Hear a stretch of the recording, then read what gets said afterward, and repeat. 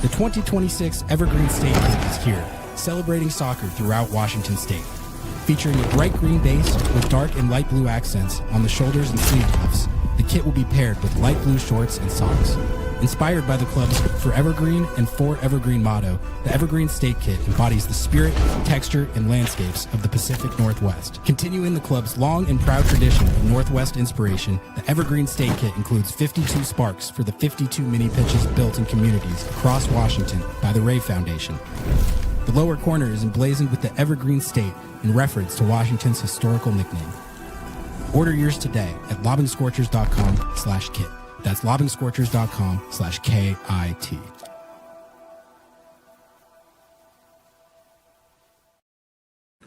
Good evening, everybody, and welcome to a special Wednesday night edition of Lobbing Scorchers Under the Lights. Folks, it is time for Concacaf Champions Cup. The Seattle Sounders getting their round of 16 series underway at Vancouver tomorrow. So we had to lay down a preview. So we are bringing back the Under the Lights format. I think this is technically the first Under the Lights of the season. We've been podcasting at the studio on Thursdays, which was the night I did them last year. So still kind of working through what the schedule for these late night streams is going to be this year. But for now, I think it's going to be kind of on a rotating basis. We're going to pick the times and places as they come. And this is a perfect time for it because huge game on Thursday, CONCACAF Champions Cup, the road to the second ever MLS club winning CONCACAF Champions Cup starts tomorrow in the great country of Canada. So we're going to be previewing that tonight. We're going to have Michael McColl from AFTN, friend of the show. He's been on a couple times, host of the best Whitecaps podcast, hopping on our podcast to help us preview this matchup. He's going to be joining in about 30 minutes. And before that, we're going to be talking some Seattle Sounders news and anything else that might come up throughout the evening. I'm planning on probably ripping about an hour and a half here. We'll be hanging out, previewing this match, talking Seattle Sounders, maybe some of the other results from CONCACAF Champions Cup. And as always, if you have questions, takes, observations, agendas, grievances, feel free to drop them in the chat, and I'll get to as many as I can. Quiet in the chat so far, but it is an unorthodox time for me to be streaming. We haven't done a Wednesday night show, so people will show up as we get into it here. Before we do get into it here, shout out to all our sponsors, Hakes and Ferments, Full Pull Wines, and Podium Menswear. I teased it on Monday. When I wasn't sure if I should be teasing it yet, but now I can officially tease it. We're going to have some exciting news on the sponsor front for you guys next week. So keep your eyes peeled for that. Not ready to unveil exactly what's going on with that yet, but we're going to be unveiling that soon. So exciting times for Lobbing Scorchers, and exciting to get CONCACAF Champions Cup underway. Always a fun tournament. I've been having fun watching these first slate of round of 16 games. I was covering them last night, actually, and it got me excited for this series, even though, it is part of the novelty of CONCACAF Champions Cup is when you get to play these teams that you normally wouldn't get to play. LAFC was playing a Costa Rican team last night, for instance, and this is an all-MLS series, but an all-MLS CCC series can still be fun, just in a different way than it is when you're playing these novel opponents. But this is also a Cascadia derby for CONCACAF Champions Cup, which is big. You got rivalry. You got rivalry implications. You got bragging rights on the line and a spot in the CONCACAF Champions Cup quarterfinals to be decided. And the Seattle Sounders are going into this series with, how many is it? One natural center back.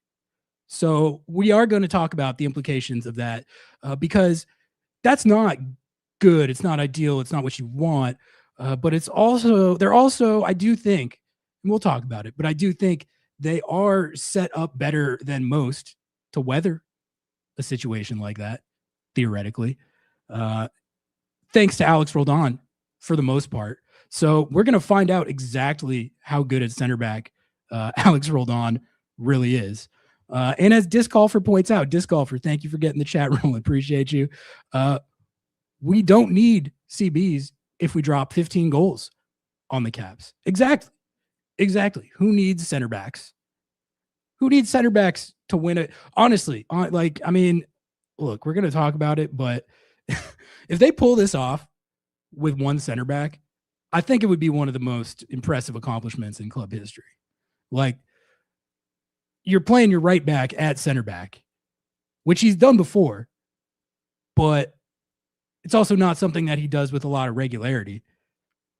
And is it something that he can be entrusted to do against Thomas Müller and Brian White, AZ Jackson, Seb Berhalter? I mean, it's dicey, and I don't feel great about it. I don't know how you guys are feeling about it. How are you feeling about the going into CCC with no center backs? Yeah, it blew my mind how good Alex looked at CB last game too, and it kind of always blows my mind every time he has to do it. But yeah, every time he's had to do it, he's done it. I will say that. We're the anti-St. Louis FC from last season. We got no center backs. Yeah, exactly. They would play 6 of them at a time.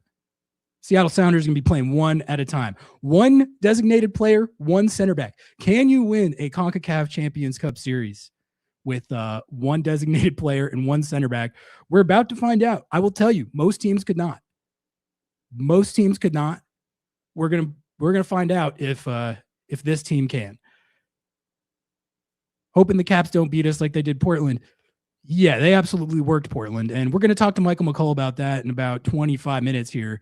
But the Caps look like the Caps of last year to me over the last 2 weeks or so, and that's a change from how I felt about them as recently. We were, when this first matchup first got decided, we were giving our reaction to it, and Noah was saying he felt very confident. He's not too worried about this series. And I was not quite that confident, but I was closer to that end of the spectrum than I was to the terrified end of the spectrum. Now I'm with the center back situation.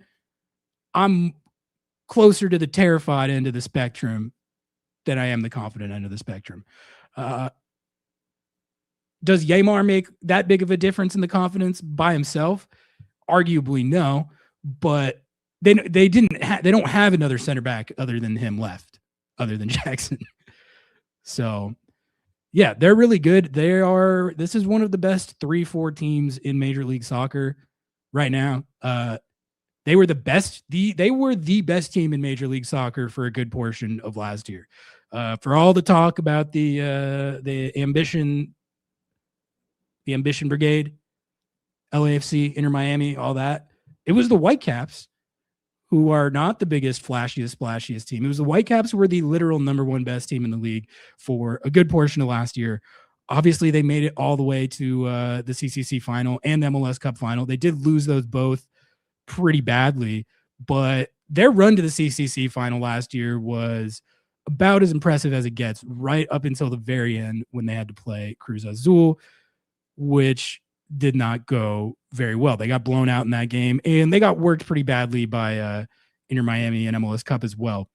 But they are one of the best teams in the league. They have some of the best attackers in the league. They have one of the best strikers in the league. They have one of the best Euro imports in the league, Tommy Müller, our guy. They got the defender of the year. That's the thing about the Caps. I was just watching Inter Miami play Nashville SC in their Concacaf Champions Cup round of 16 opener in Nashville. Shout out RBW. He looked really good. And it ended 0-0, which is a bad result for Nashville on multiple fronts. But it's even worse when I didn't see the whole game, but I watched a lot of the first half, and Nashville was absolutely XG merchanting. They were frying the XG. They were putting Dane St. Clair under siege. Dane St. Clair made 1 save in particular on Sam Surge. That was just insane. But Inter Miami looked vulnerable. They were giving up chance after chance after chance, and they got pretty lucky to not give up a goal to Nashville. And Nashville couldn't capitalize on that. But I was thinking to myself during that first half, like, okay, this Inter Miami team, obviously, they got Lionel Messi. They got Bertarame. Bertarame still has not scored, by the way. So he hasn't looked good so far. I have no doubt that he'll get going, but that hasn't popped so far. But the whole thing with Inter Miami was like they got Mikael, who was one of the best center backs in the league when he was on the Dynamo, and they signed the goalkeeper of the year, Dane St. Clair, and that was supposed to be the thing that turned them from this super high-powered, Messi-led attacking team that could score a bunch of goals but also concede a bunch of goals into that team, but also one that could defend. I don't really know if they're there right now with that. I don't think they are. When they played, the best team they played, LAFC, hung 3 goals on them. And credit to them, they did get out of Nashville tonight with a clean sheet, with that series at 0-0. That pretty much chalks that series, in my opinion. I don't see how Nashville goes to Miami and wins that game outright. Like, they needed to get a lead going. They needed to score at least 1 goal, and they didn't do that.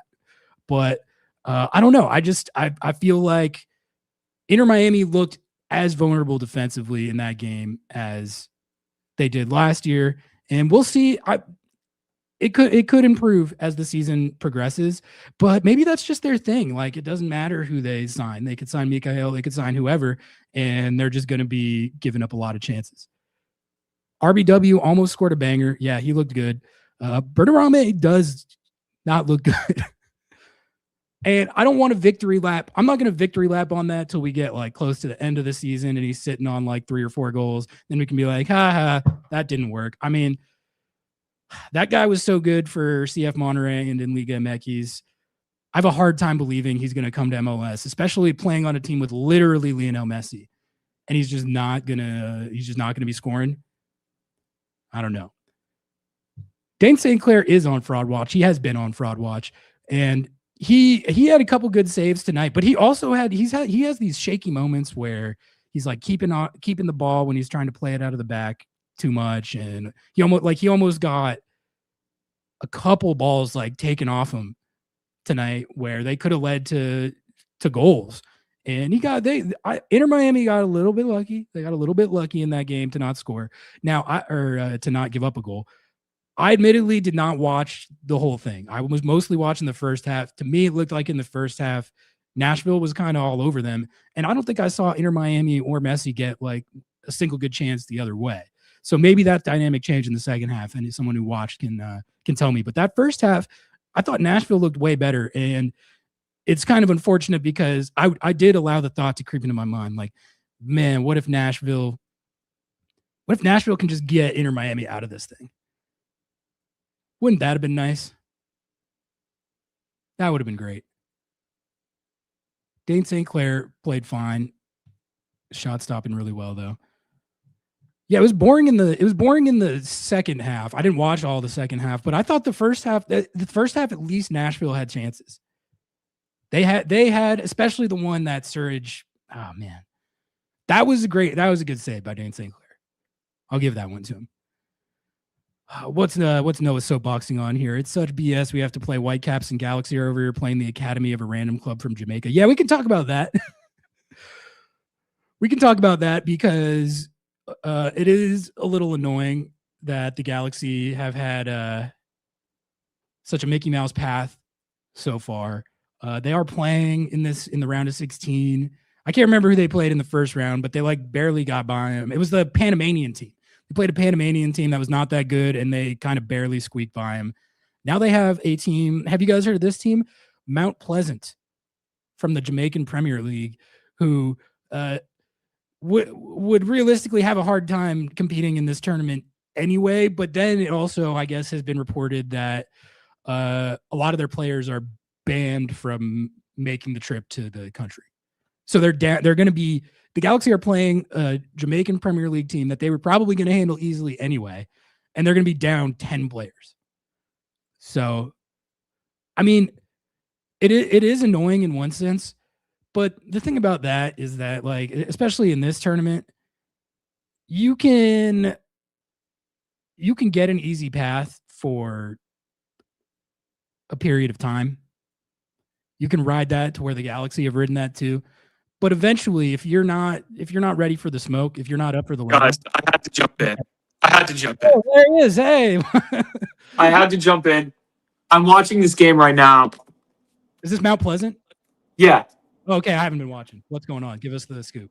Well, Peck put one past them. They're absolutely dominating them. There's no reason this Mount Pleasant team should in any way be playing in this tournament. It's cool, but the Galaxy, who I'm sorry, you qualify for this tournament by what do? Literally getting third place in a tournament and then almost spooning? That is ridiculous. And then for them to be seeded so that they get to play two teams I've never heard of before, and then they literally use the powers of Donald Trump to make sure that none of Mount Pleasant can play in this match. I'm just going to say it. We need to investigate LA Galaxy and their connection with the Trump administration. That's all I'm going to say. That's all I'm here to say. You think it was the Galaxy flagging, like, hey, wait a minute.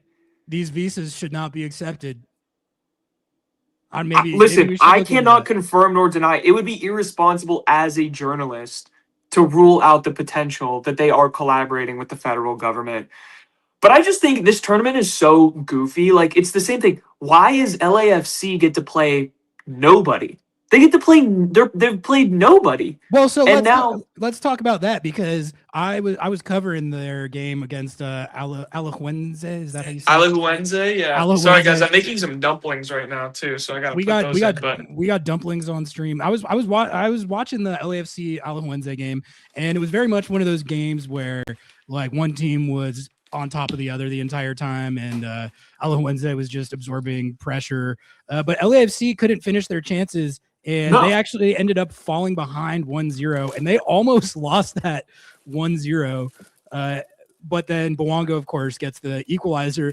But they didn't look that good, man. Like they did look good, but like they weren't finishing their chances at all. It was not a good game for them. It was not a good game for them. And it's just, to me, it's just one of those reminders, like, especially when it comes to CCC, like you can think that you can have a huge talent advantage, a huge spending advantage, and you can go into these games against these kind of random teams that you've never heard of and think that you should win easily. Doesn't always work like that. Like, a lot of fan bases get frustrated when they're, especially like LAFC fans were crashing out last night. I saw a lot of like I watched Happy Foot Sad Foot. Yeah, that was like the best possible cope I could ever watch. And on Twitter, like I was seeing a lot of like fire MDS already. Like people are like, all the Koreans are mad at Mark Dos Santos. They're like, Mark Dos Santos doesn't know how to use Hyunmin Son, and I just kept saying, guys.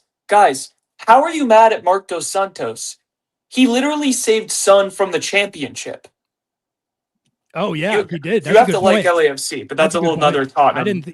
Yeah, but like they're saying like fire MDS, and the Sun's usage is a talking point for them beyond just the Korean portion of the fan base. Like there's a lot of controversy about that, which I think is funny just because they literally, up until this game, they looked like the best team in the league. They had 13 goals to 1 conceded, I believe, in all their games so far up to that point.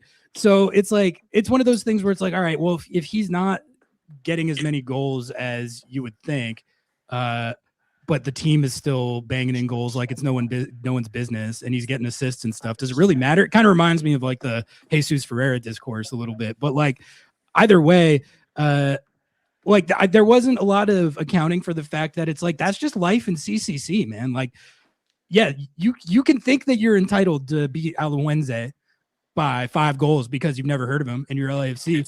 But guess what? Like when it's going down in this tournament, that's not how it works. Like you can get beat by anybody in this tournament. And I think that's it showed that. I still fully expect LAFC to win, but I don't know. Like they're kind of up against it now as well. I think your screen went out. It's good. Okay, there you go. No, I fixed it. I was putting my headphones on. Do I sound like shit or am I good? No, you sound better now that the headphones are on. Okay, good. Yeah, no, sorry. I'm literally doing low quality, but I saw you were on here by yourself and I was like, I got to tap. This is like under the lights perfection. I'm cooking, putting away groceries. This is just like, Yeah. It's a mukbang. Hell yeah. Wade, member for 10 months. Appreciate you, Wade. We're gonna see you in like a week. Wow, That's happening. He says, Dude, I I'm agree, excited. Noah, but CCC in Spokane against a Cascadia rival is a real treat for the dry side. I will take it. I mean, we're hyped. No, 100%. Yeah. It's like, it's cool. I'm not mad. And like, I would much rather play one of these teams because I don't want to travel to Costa Rica in the middle of the week. Frankly, that's the downside, right? Like, yes, you get to play Mount Pleasant's Academy, but also Marco Royce has to go down to Jamaica and play on whatever field is going on down there. It's gonna have like a track. It's gonna have the track around it. Yep, Whatever field it's they gonna have play the on, it's gonna have track. the track. And like, I don't know, man. Like, you never know what can happen. That Paul Arriola happened. You know, he tears his ACL last season because we had to travel somewhere. You literally never know. So, Oh, these are the most dangerous games. I mean, we've seen it with Paul Arriola, but also Jordan Morris as well. Yeah. Like, may he rest in peace. That stuff happens. That stuff happens, and you know, I'm glad, I guess, that the Sounders don't have to make a big trip like that. This is just, they already made the little jaunts up I-5. They're already in Canada. So, Yep. But it was funny. I was on the Whitecaps presser today as well, and someone asked the players and Jesper Sorensen, they were like, well, do you think this makes it a little easier or different? Like with it being so close, like you're just hopping right over the border and then you're basically in Seattle. Does that like change anything at all? And they were answering it like, they were like, yeah, I mean, you know, it's really close, and that makes it an easy. And I'm like, guys, you're not going to Seattle. Guys, you're not playing there. You're not playing there. You are not going anywhere close to that. In fact, you guys are gonna have to fly. If you try and bust that, you're talking. Oh about my like God! 10 Please, hours. please, absolute. No, here's what I want. Absolute like bungle where they send them to Lumen, and then like they get there and they're like, bro, I don't know what you want to do here. Nobody tell Jesper Sorensen that the game is in Spokane. We need to like keep this on the DL. I'm pretty sure they don't know. They either don't know. Well, they either don't know or they think Spokane is like right by Seattle. Famously, it's not. Like I thought I was taking crazy pills during the press conference because I was like, you guys realize that this game is nowhere near Vancouver. It's near Vancouver, Washington. It's near Vancouver. It's not near Vancouver, BC. Maybe that's what happened. They looked it up and they're like, oh, it's next to Vancouver. Yeah. I'm so confused as to like, I guess I don't really understand the makeup. This is a better question for our guest when he comes on, like what the makeup of the Whitecaps beat reporting is, especially now with Müller. Like, is there more like local news tuning in? Like, what's the situation? Because how do you not know that the second leg is going to be played in Spokane? Everywhere that it's listed, it literally tells you. That's like takes 2 seconds of research. They must just not understand. I think they probably figure, if I was in their situation and I saw that and did no other research into it, I would figure that it's like semi-close proximity. Like, oh, they can't play at Lumen Field, so they're just going to put it in Spokane. Right. That must be like a 20-minute drive out. That's got to be it, because otherwise there was an entire line of questioning at the pressers that made no sense. I was you're not. That's awesome. You're talking about a place that you are decidedly not going to be playing. So you just raise your hand in the Zoom call, like, guys, sorry, fact check here from MLSsoccer.com, Ari Lillianwall. You are in fact totally fucked. I should have jumped in there with like what's it going to be like going to Spokane question, but I don't think he would have been ready to answer it. He had no idea. So what does he know about Spokampton, bro? And then they had Berhalter and Tate Johnson up there who also had no idea. So they're in for a surprise. First of all, they're gonna have to be flying, and they're like, wait a minute, why are we flying to Seattle? Then it's gonna be like a little bit of a longer flight than they expect, and they're gonna get off the plane and be like, we don't know where we are. And then they're going to be in Spokane. Imagine that. Like, that's getting off the plane and it's just like, you know, just where the hell are we? Our Canadian friends are about to get a real experience. I mean, we'll see. I'm not sure if Michael, who's going to hop on in a few minutes, is going to the Spokane leg, but hopefully he's aware of where it's at geographically. Well, Michael is welcome to stay with us. Let him know that Jeremiah is going back the same night, which is insane. Him and Nico are driving there and back in the same day. They're insane. But let Michael know if he wants to crash. We have an extra bed. Okay. That's wow. That's an insane. We're doing that for Vancouver, but that's different. I know. I looked at Jeremiah today or the other day when he told me that, and I was like, Sure, bro. Whatever you want. Like That's, I mean, I once drove from New Mexico to Eugene, Oregon, all in that's a one bit. fell swoop, with it was like 3 cats, a corgi, and a Oh, tortoise in the yes. car. You should And tell this story. I had to move my parents from New Mexico to Eugene, and when you're moving the pets, you can't stop, like you can't check that crew into a hotel. So my sister and I just had to, we literally would just like go for 3 or 4 hours, switch, go for 3 or 4 hours, switch. We did that for 22 hours. That was not fun. So that's what they're going to be doing on the way back from Spokane. I know it's not 22 hours, but that's not going to be pleasant. So, No, it's not going to be Mount Pleasant at all. Okay. Do you know how long it takes to drive out there? Because I thought it was more like in the 6 to 8 hour range, but then people flamed us and were like, it's like 5. Yeah, it's closer to 5, but I think 5, you can get there around 4, like 4 and some change. All right, it depends who's driving. It depends who's driving. Closer than I thought. Like I mean, I also the only time I've hung out in Spokane is when I got stranded there because my tire exploded driving back from Pullman. So I'm not like all that familiar with the area, but we're gonna familiarize with it, and I'm excited. I actually had a genuinely good time when I was stranded there for 3 days. Real quick before we get Michael in here, I did want to hit the Sounders news of the week. You had, let's see which one. Okay, Hassani Dotson concussed. He's dead. Not going to play tomorrow. So that's just fantastic. I mean, if there's one thing that this team needed right now, it's another injury right before CCC starts. It's just great. It's great. You already are down to your last center back, and now you're down. You're starting one of your starting center mids. So Snyder B, come on down. Get ready to learn the Snyder B Christian Roldan double pivot, buddy. How are you feeling about that? Because for me, like I've been saying for a long time now that I trust Snyder B in pretty much any situation, and I still feel pretty much like that. And also Dotson's acclimation has been more of a process than we hoped, to the point where I'm like, I feel like this is a wash, if anything. And if anything, I actually feel better with Snyder in there. Is that crazy? Like I don't think that's crazy. I think honestly, after the last few performances, it's clear that, there's a little bit of a growing pain for Hassani, which is expected and normal. I still think Hassani's floor is a lot better than Snyder's floor, but Snyder getting the opportunity, I think, will elevate his game a lot. Like, he can actually fight for this starting spot now. I'm not like super concerned.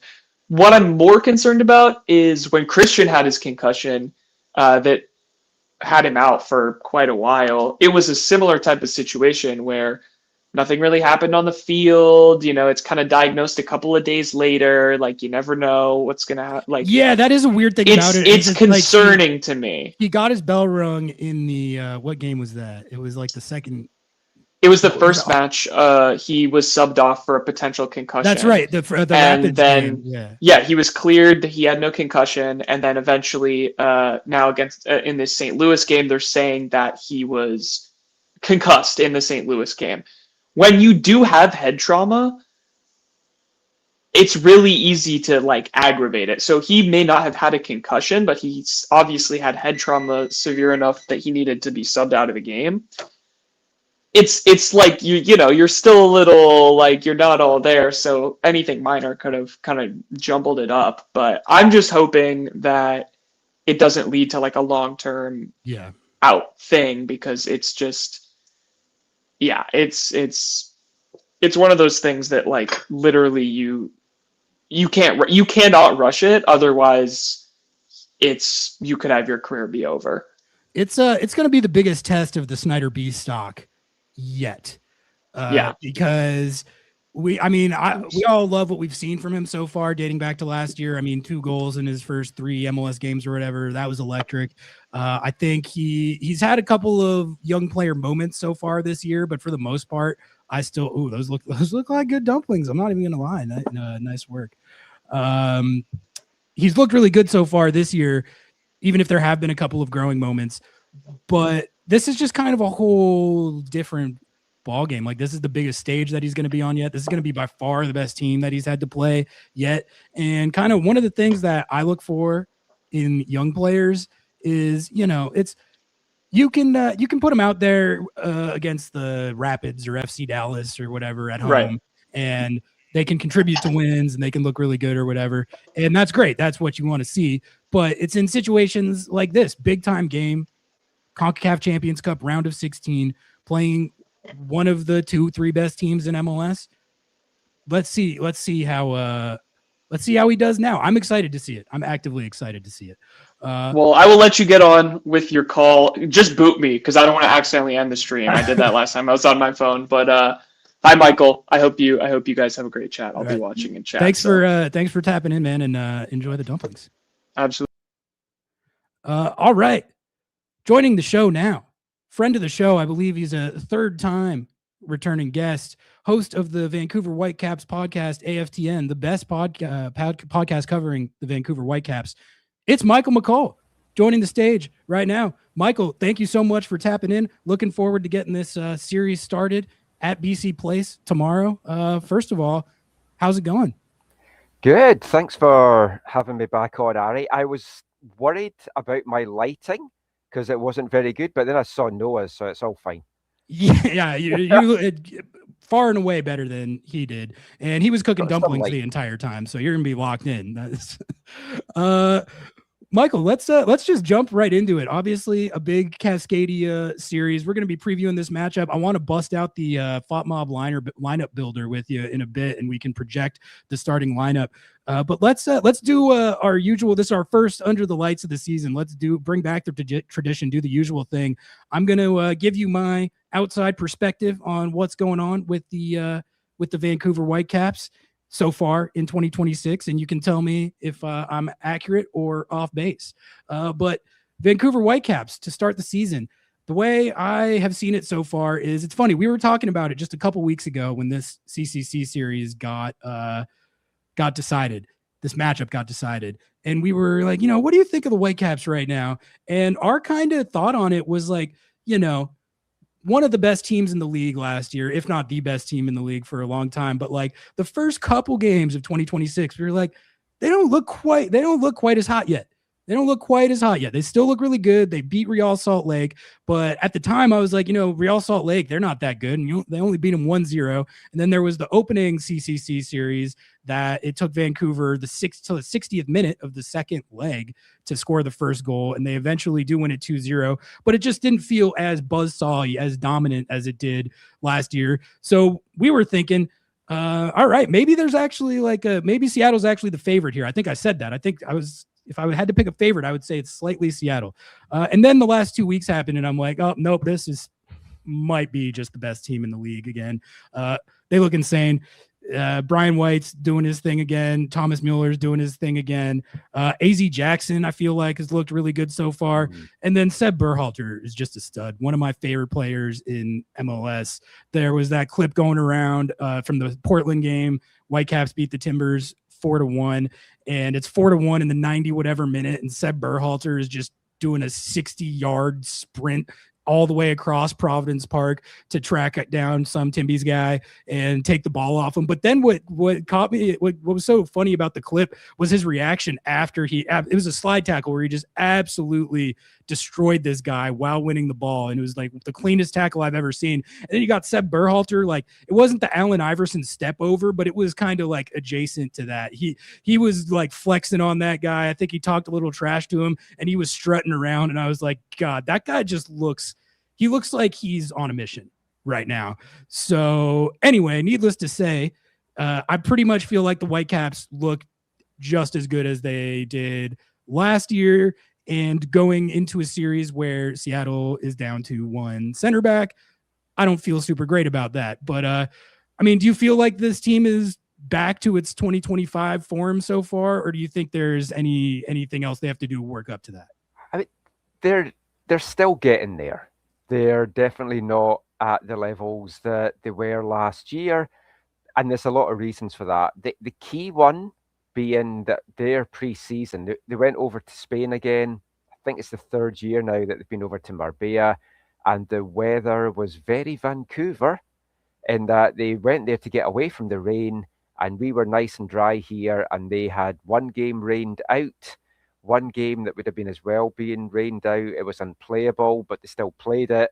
That's what happened to Seattle too. Yeah, of course, because but it disrupted so much. And you've had new guys coming in because Ali Ahmed's left, Jaden Nelson's left. So AZ Jackson has come in, as you've said, and done well. And actually, for me, probably is doing better than I maybe thought that he was going to do.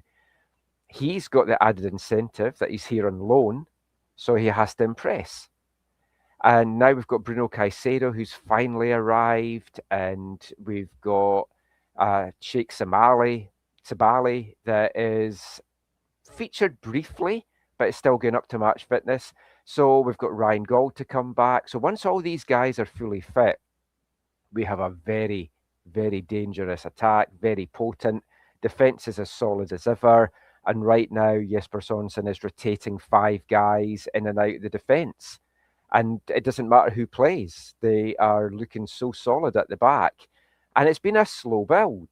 And I think the worrying thing, maybe from a scientist point of view, is it was 0-0, 1-0, 2-0. Exactly. 3-0. Yes. 4-1. So maybe put some money in a 5-goal performance on Thursday. That I noticed that exact trend, like, because the start of the season against RSL, what happened in that game? Because I didn't watch all of it, but I saw it was 0-0 kind of late into the second half, wasn't it? And then AZ Jackson finally scores that goal. But I didn't watch enough of it to know if that was one of those 1-0s that was like super close and competitive the whole time, or if Vancouver was kind of on top of them and just only happened to get one goal. What was the dynamic of that like? Was that close 1-0 or one that could have been worse than it was? First half was close, and RSL had the ball in the net, and I feel it was a very harsh offside. I still haven't seen anything on the VAR to show clear and obvious to me that it was offside, but the linesman had given it. So the flip side of that is there was nothing clear and obvious to say that he was wrong. So they felt kind of a little bit stunned by that. It was a good RSL team, and I think we've now seen that in the game since. Seattle found that out. Yeah, very talented young bunch. So sad. They're all 16, but they're all hella good, apparently. Yeah. Ari Piol's gone down as well, who was the guy that actually had the ball in the net. And we did an interview with him afterwards. And we've got this curse that when we do interviews in early part of the year, the players either get injured or they leave or they get transferred. So it's contingent now, but thankfully on the other side. But they were decent. But the second half, the Whitecaps took over. They were the better side. And it was kind of a matter of when they were going to get the breakthrough, and they did. Okay. They were deserved winners. But Jesper, after the game, said the rhythm's not there. They're still trying to find it. And it's taken them a couple of games. They've got it now. TFC took them apart. Portland, I was down there again, and such a joy. I love going down there anyway. I think it's a great trip. It's a great atmosphere. I like going down the Oregon coast. So getting to go down is always good. Getting to go down and then watching the team destroy them is even better. And then seeing Phil Neville have a meltdown afterwards is always a lot of fun as well.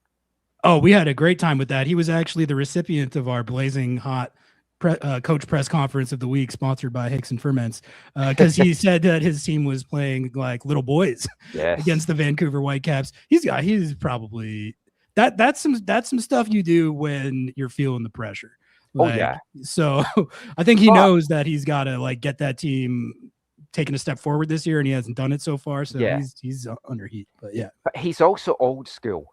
Like he's had Alex Ferguson, the hairdryer treatment, and just like ripping into them. But I don't think Fergie ever did it publicly. Now, a lot of what he said after the game was 100% spot on.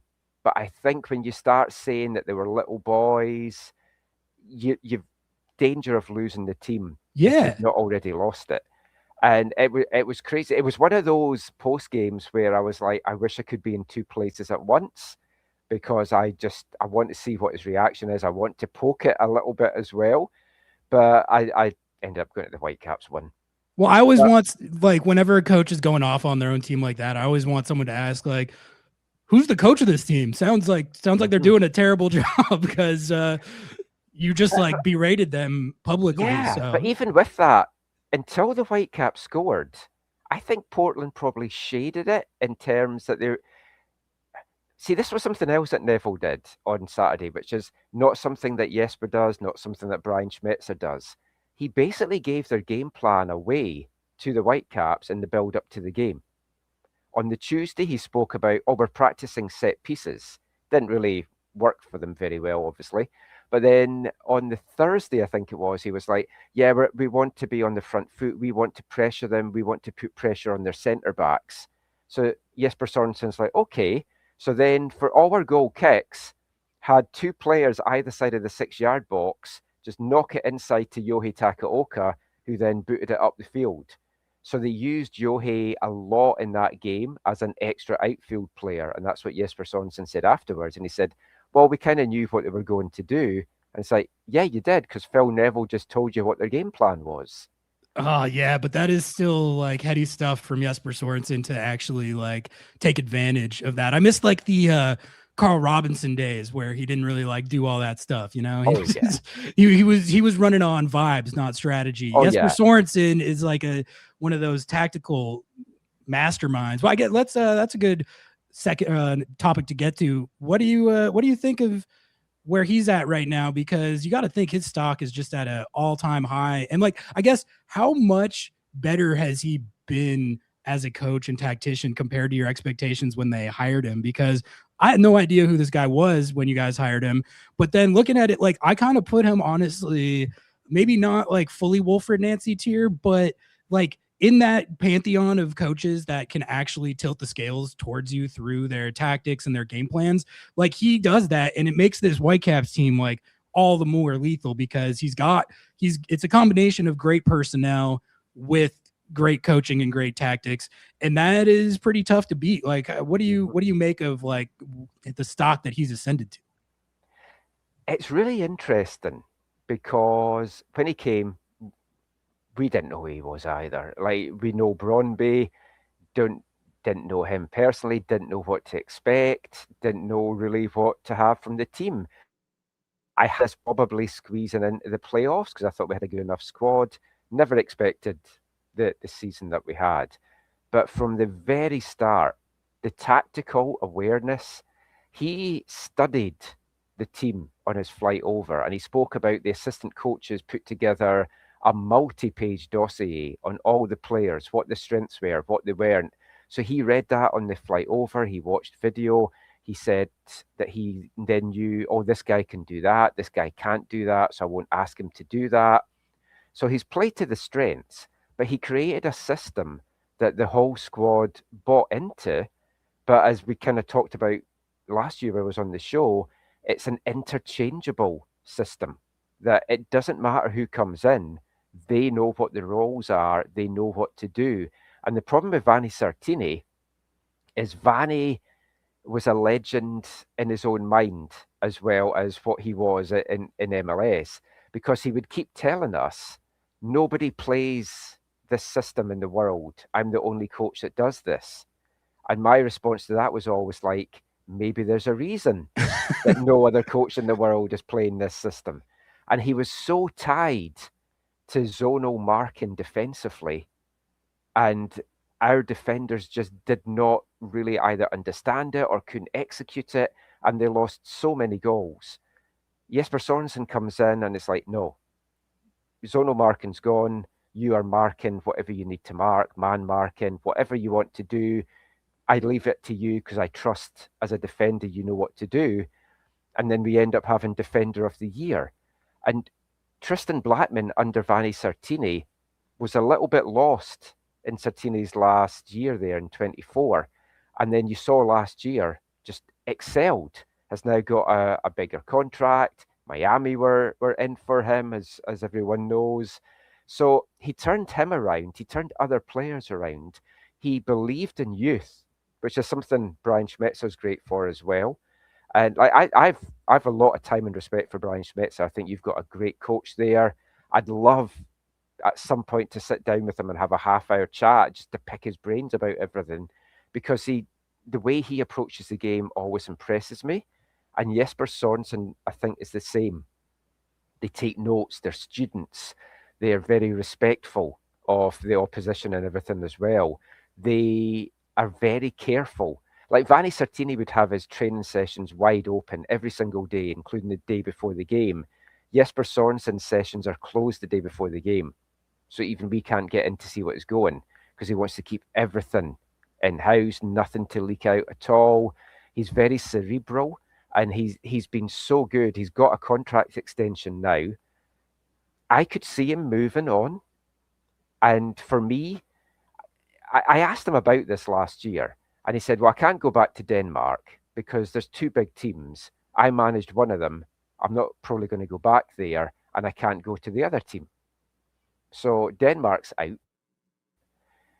It's interesting in Scotland just now because Motherwell, of all the teams in the Scottish Premier, are playing the best football, and they've got a Danish coach. And the way that he sets them up is very much how Jesper Sorensen sets the Whitecaps up.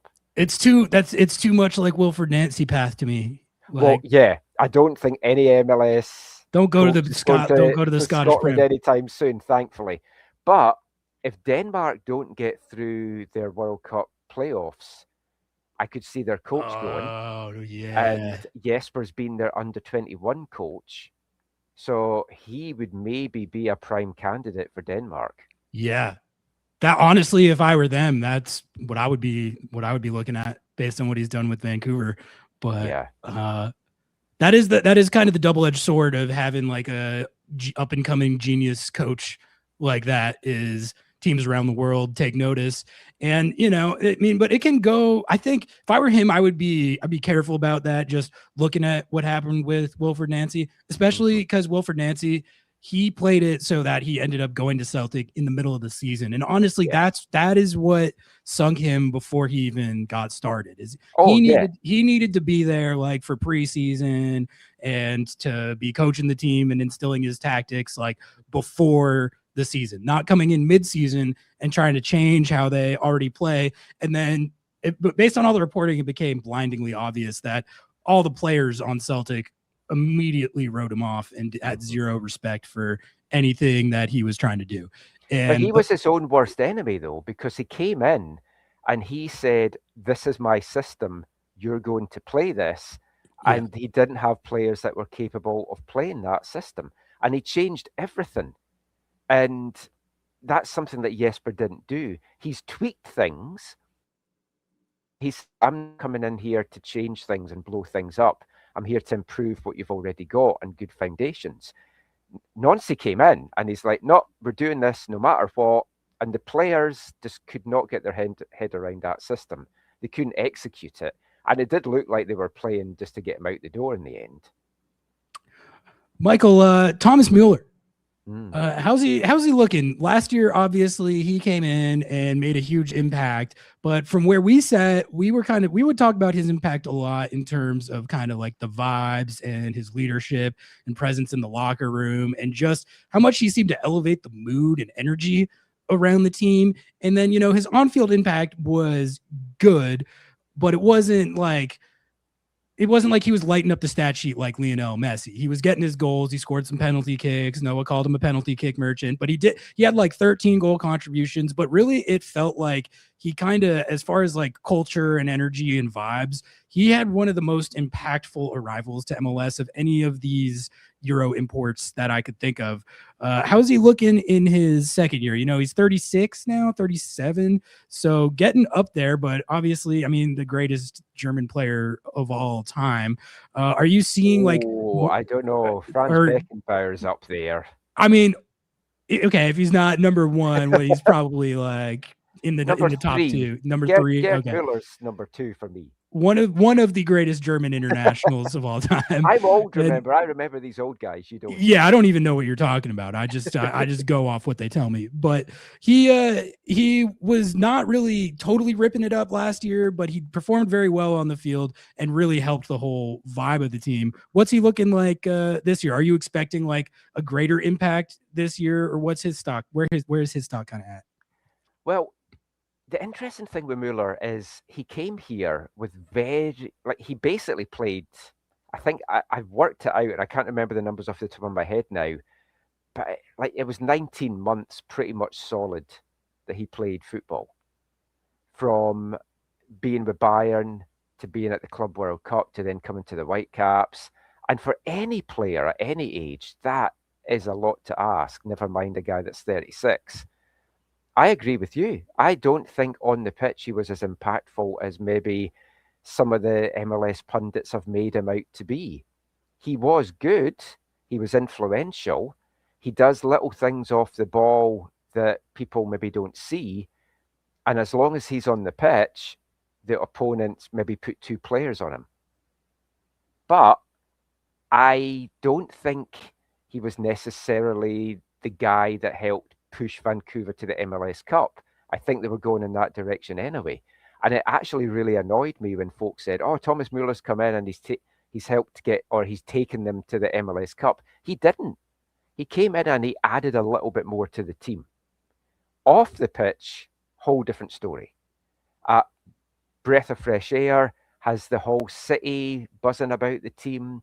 He's out and about. He goes to Canucks games. He goes to Vancouver Rise women's games. When the Raptors were in town for pre-season, he was at those games as well. He's in the community. He's doing a lot of stuff. And he's like cool. He's like cool and funny. Like he tells jokes. I'm like, God, yeah. This guy is so cool. Damn I don't think Germans are funny, but he kind of goes against that. Yeah, he's definitely not a stereotypical German in that regard. He's great. He's got a dry sense of humor. If you ask him a stupid question, he'll call you out on it, and it's good to have him. He talks a lot more to media than I thought he maybe would, based on what we've seen elsewhere. Him and Son coming to the league have been tremendous. Yeah. They know why they're here. And they take that role on, they take it seriously. You've got a Messi, and I know Messi's a whole different thing in itself, but when you've been the MLS Cup MVP, the least you can do is go and speak to the media after the game. And he didn't do that. Of course not, no. And he didn't do anything in the build-up for the game. Whereas the Whitecaps' first press conference, there's Thomas Müller making jokes and doing all this stuff because he gets it and he knows why he's here. And Son in LA has been the same. Son has been tremendous. He's a great guy. Great guy. And it's hard. Like, I don't like LAFC. I didn't like Spurs, so I didn't like him there. But him as a guy, it's like you can't not like him. It sucks. I want to not like him, but it's literally impossible. It's impossible. One tip for you guys: when you play LAFC, be careful what you put out on social media, because the Sun fans will not take even the slightest bit of criticism. No, we were just talking about that. Yeah, like don't poke them either, because they were going on about stuff. So my photographer had captured a brilliant picture of him in tears going off the pitch. So every time somebody was having a go at me, I just replied with that picture. Yeah, which just took them to a whole other level. Death threats and a few other things thrown in there. But so yeah, be careful with that. Yeah. Back to Müller. On the pitch this year, which was your question, he's still getting there.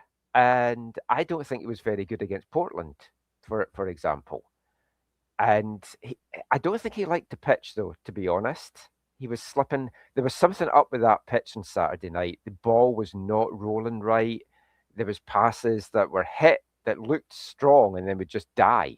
And it was kind of both teams, but the Whitecaps struggled a bit on that pitch, which is weird to say since we put 4 goals up. He's still getting there, and he hasn't quite got the chemistry with Brian White that Ryan Gauld did, where it was kind of telepathic. But again, that is now starting to get there. And when Gauld comes back, having Gauld, Müller, White, Sabi, who's also not up to levels yet because he missed basically all of pre-season because there was some personal stuff going on in his life. So once that front four with Müller pulling all the strings gets going, it's going to be very dangerous, but he's not quite there.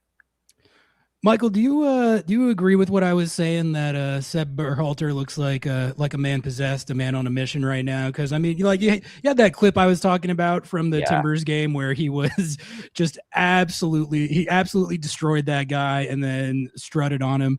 But to me, like what stands out when I watch him play and why I love watching him play so much is he plays so hard. Like he's just running the whole time. He is not afraid of anybody.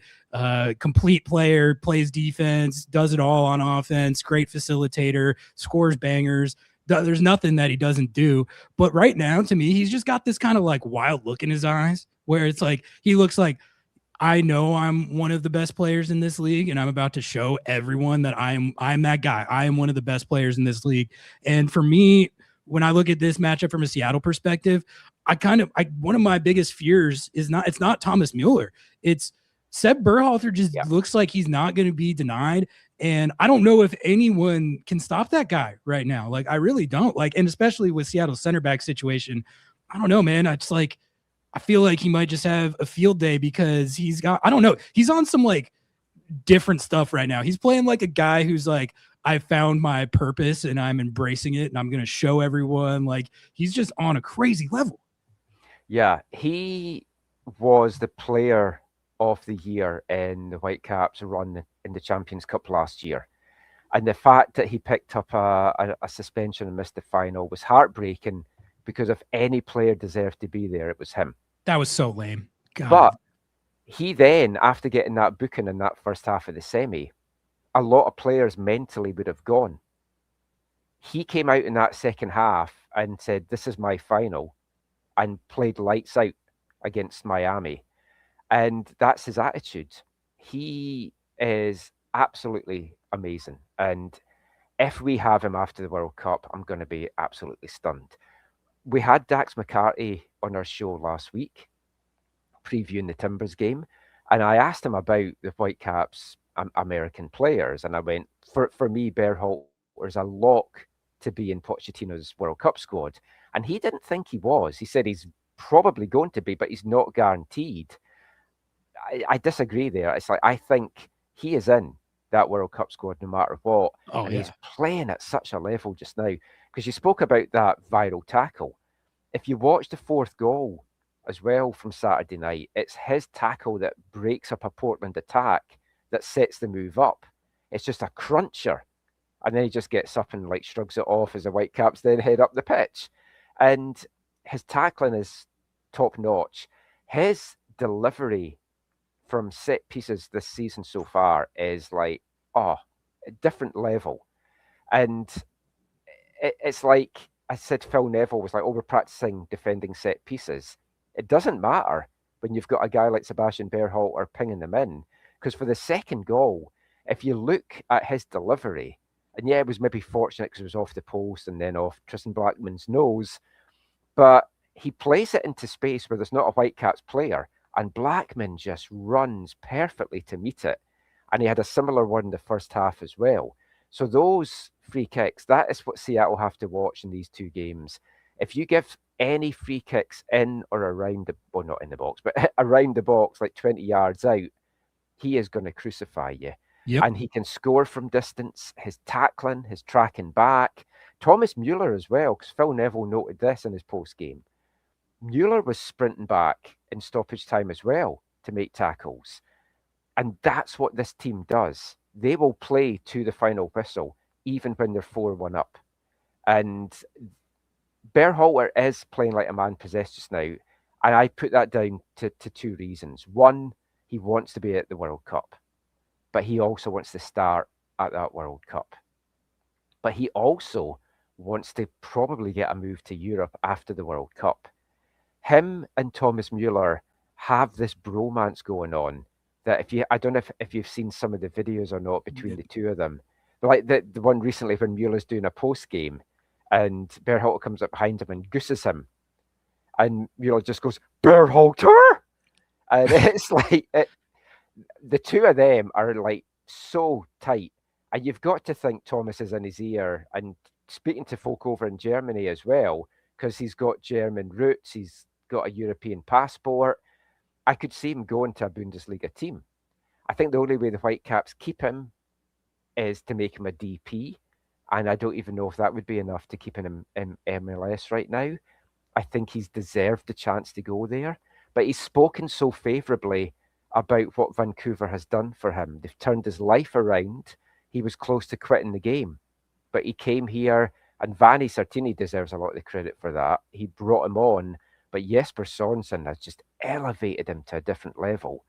And what we were posing pre-season with this team is, the team's coming off its best ever season.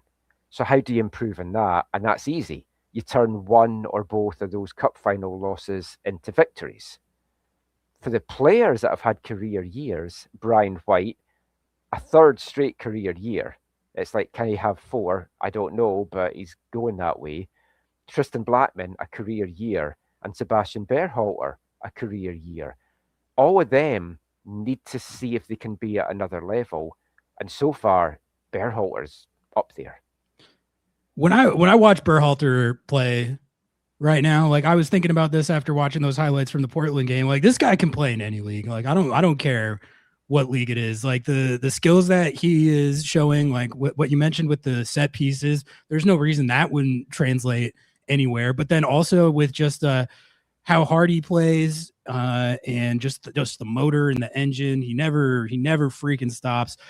I don't know, man. I just I'm like I said, that if I had to pick one guy that I fear the most in the country of Canada, it would be that guy, which is crazy. I mean, you mentioned when Vanni Sartini kind of threw him a lifeline, he was kind of at a crossroads in his career. Like, was there early signs of this, or was this just like out of left field? Because like I knew he was like a okay prospect for the Crew and then Austin FC, but he never broke through there. And I was like, okay, it's Gregg Berhalter's kid. He's probably kind of good, but he hasn't really done that much. And now he's a superstar. Like, how did this ascent kind of take hold? It's been slow, because when he first came, I was like, oh, I'm not sure about this signing. It's like, I'll honestly say that. And there's been a few that the Whitecaps have done that have been like, oh, I don't know about this. And then they've been tremendous. But there's been others that have been big busts. So you just never know. I think something that really helped him was getting out of the US, because you're Gregg's son. The pressure's on you. Even, this is what, I don't understand this. When the US has been playing and Berhalter's been playing, I'll read the comments on Twitter, and I know it's Twitter, and if you went on Blue Sky and read the comments, it'd probably be different. But there's so much hate for him, and it's solely because he's Gregg Berhalter's son. And it's like, I just don't get that, because he's been playing at a really good level, club and country. And I wish he was in the Canadian team. And there's certain players, no matter what team they're on, you watch and you're like, oh, I wish he was on our team. Like Seattle, Paul Rothrock, I love. I wish he was a Whitecap. I just think he's an amazing player.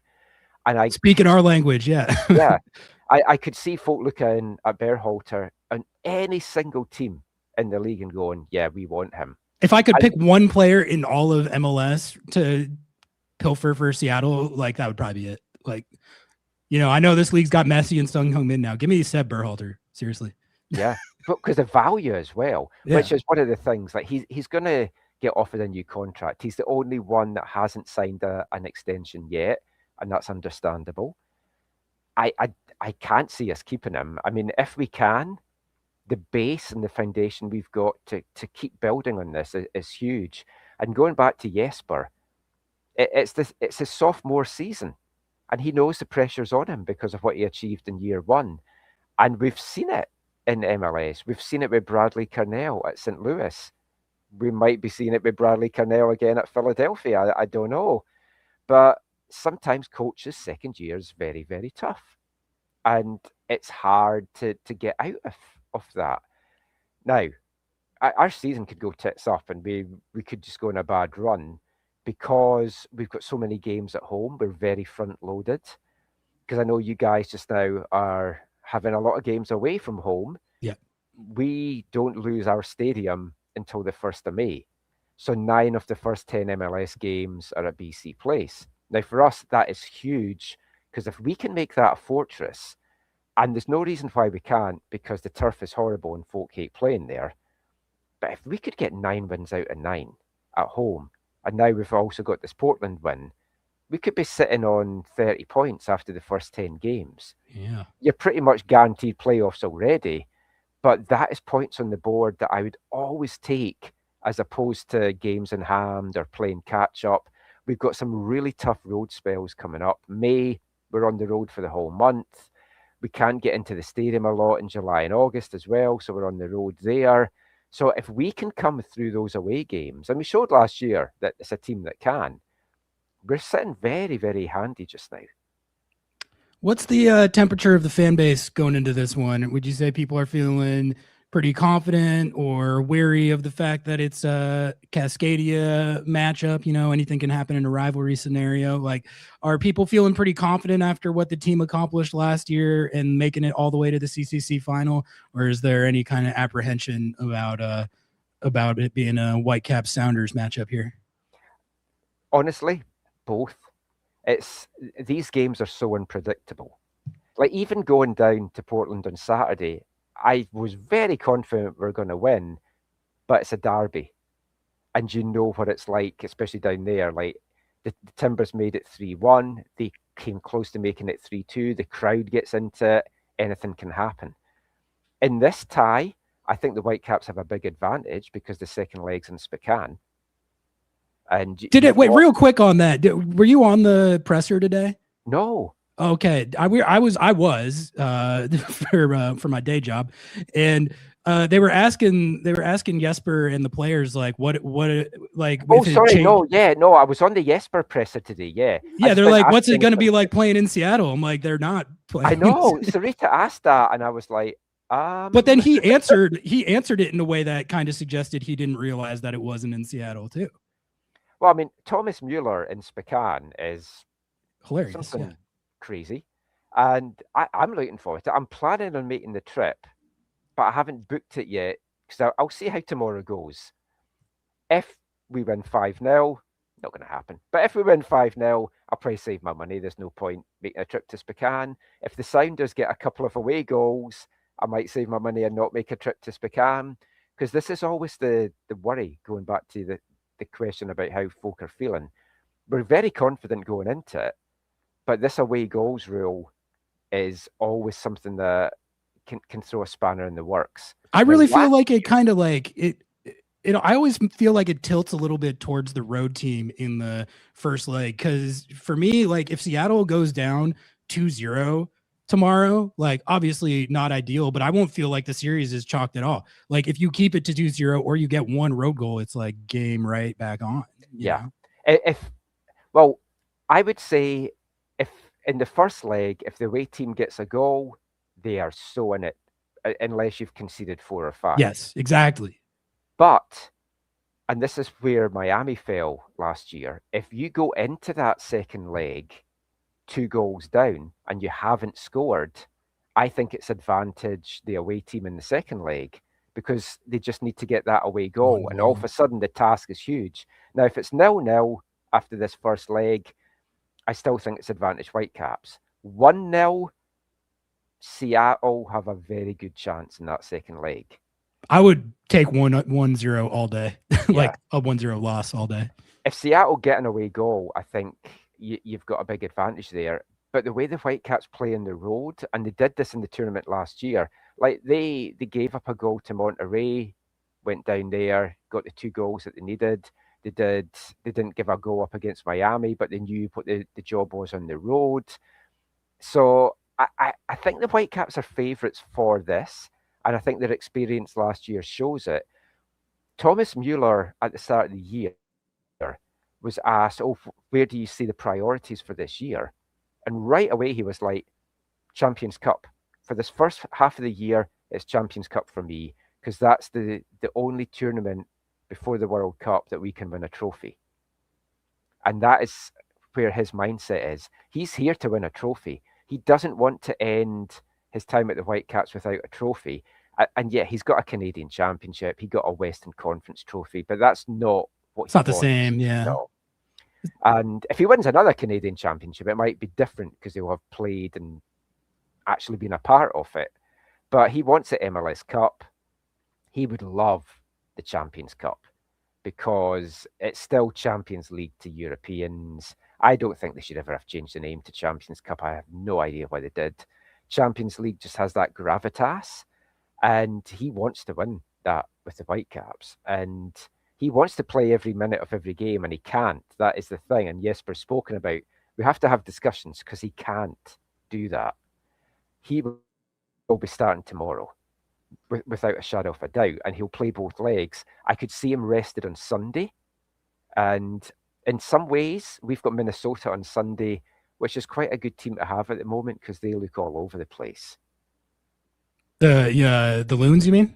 Yeah, I forget who you've gotten at the weekend. It's San Jose away, which that- is actually like before the season I would have been like, oh, okay, that's a winnable game, and now I'm like, are they just like the best? I think they look. I mean, I don't think they're the best, but they look to me, they look kind of for real. Yeah. Like Timo Werner's kind of having a Thomas Müller effect, maybe. I don't know. Yeah.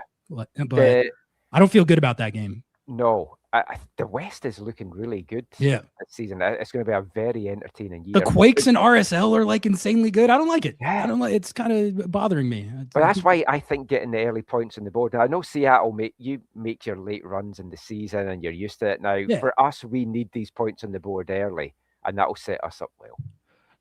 Let's take this one from chat because this is what I was going to ask you about next. And then I wanted to hit the lineup builder with you. And then I think that'll be it for the night. Thanks so much for joining us. Michael McColl of AFTN on the show.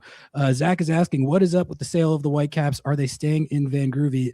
Yeah, give us the update on that whole situation. The last time I was looking into it was there were these press conferences at the start of the season that seemed pretty ominous. Honestly, it felt like the people at the press conferences were using language that was trying to convey well, we want to stay here, but we don't know if we can, like type stuff. Is there any updates there, or what's the sort of temperature of that? There's no updates, but I'll try and keep this short. The current situation is the owners put the club up for sale. They've now said they would be open to staying on with additional investors. And there's interested parties, but according to Axel Schuster and Don Garber, no party is interested in putting money into the club with their current stadium situation at BC Place. So they'll only do it if they get a new stadium. Now, in December, the city of Vancouver agreed an MOU with the Whitecaps. They've got a year to develop a new stadium, or plans for a new stadium, obviously not build it, but develop the plans at the PNE, the old Hastings Racecourse, which I don't know if listeners will know where that is. But what I like about Seattle is where you've got your two stadiums, for me is great. Industrial area, still downtownish, but it's not right in the hub of downtown. You can walk, you can get the train, whatever. So this is up at the PNE where we have our summer festival. And it's also going to be where the World Cup viewing parties is. So there was a race course there. It's going to get demolished. There's going to be a stadium, entertainment district. Transit is not great. There's buses, but that is it. But it's just off the highway, which helps for stuff like that as well. If that all goes ahead, maybe 4 years till the stadium's built. If it's going to go ahead, investors will come in. The team should stay at the city. But the big problem is the Whitecaps are bottom in revenue, but they're right at the top in attendance at the moment because they've had good seasons. They've been able to open the upper bowl. They're successful in the park, but they're not making money at BC Place because it's government owned, and it's taken some negotiations. But the government said we will not take any revenue from the Whitecaps this year. So the Whitecaps will now get all the money from concessions, from parking. They can do naming rights if they want. So that's all in place, and that will give them an extra $2.5 million. The problem is, Axel Schuster says they need another $25 million. So that's just 10% of what they're needing. Yeah, not even close. No. So the only way you get that is corporate money coming in. And it's tough here because the corporate money pretty much all goes to the Canucks. But the Canucks are dreadful. So what you're needing is the corporate folk to think, yeah, you know what, Whitecaps would be better, but all the media care about here is the Canucks. So if you're associated with the Canucks, you get that publicity. You're also on TV, whereas with the Whitecaps, you're on Apple, and it's not as visible. So that's the long, short answer. And until more money comes in, nothing is certain. I'm a glass half full person. I don't see them moving. Axel Schuster said there's no deadline to this. But Don Garber's comments recently to a business journal that he gave an interview with basically said, without using the word, there's a deadline, that there's a deadline. And I was really hoping he was going to do a pre-season talk because I wanted to get that question in to ask him. Although I'm not sure I'm going to ever get to ask Don Garber a question again, because the last time I did was after the schedule was announced and I asked him stuff about the union. And in the actual clip they put up that media could download, you hear somebody saying, oh, why did we have to take this question? That's how you know it was good. I don't know I'm going to get to ask him a question ever again. That's awesome. I guess my only follow-up is like, so is the issue with BC Place like purely the revenue stuff and they can't come to an understanding there? Because when I look at it, like maybe this is just because I'm outside of the situation and don't follow it that closely, but I like BC Place. Every time I go there, it's in like a really good location. The atmosphere is great. It's like I really like the spot that it's in at the city. I understand like the playing surface is trash, but it is a lot of other places too. And also that's something that you could theoretically improve if you just like invest a little bit into it. Like, or no, is that not like possible? Like, why not? Is there any like recourse to the situation where they just like improve the situation at BC Place and they can just stay there, or is that just like out of the question? Possible. Don Garber has basically said BC Place is untenable and unviable for the Whitecaps going forward. And it isn't just about revenue. They don't control the dates, and that is the big problem. So Leagues Cup, we play Tigres. We can't host that at BC Place. We're having to play that in Mexico. Canadian Championship semi-final, we can't host that at BC Place. If we get to the Concacaf Cup final and we are the host team, we can't have it at BC Place. Depending what leg in the semi-final, if we were to get there, that we hosted, we can't host a second leg at BC Place. That's World Cup for that. But the Canadian Championship, I think, is also World Cup. Leagues Cup, playoff games, it's because of concerts. They have so many trade shows. It's a functioning building. There's Bruno Mars is playing. Oh, that takes obvious priority. Yeah. He's got 5 shows. So he has that stadium booked for probably like 8 days. 5? Yeah. Why is he posting up in Vancouver for a week? Like, his songs are okay. It's not my kind of music, but I was like, 5 shows. They've sold out. Like, that's an excessive amount of Bruno Mars. You don't need that much Bruno. You could do 2 Bruno shows, and Coldplay were here, and I think they only did 2 shows. Taylor Swift, I think, had 5 as well, but obviously it's Taylor Swift. It's T Swift. Because the funny thing was, if we'd hosted the MLS Cup that year, we couldn't do it because Taylor Swift had BC Place booked. Okay, so I mean that is an issue. That's an issue. But well, and Seattle deals with that exact. That's why Seattle's playing in Spokane. So like I understand that issue. Got a boat show or something, don't you? Well, I think it's because of World Cup. It's World Cup renovations, right? Okay, I think at least that's going to be the big issue. That's why they're like on the road so much right now. But this is the problem with the turf, because there's all these trade shows. Like we have boat shows there. There's rugby sevens this past weekend that was there. They've had motocross there, monster trucks there. So you can imagine what that would do to a grass pitch. So they can only have a turf pitch.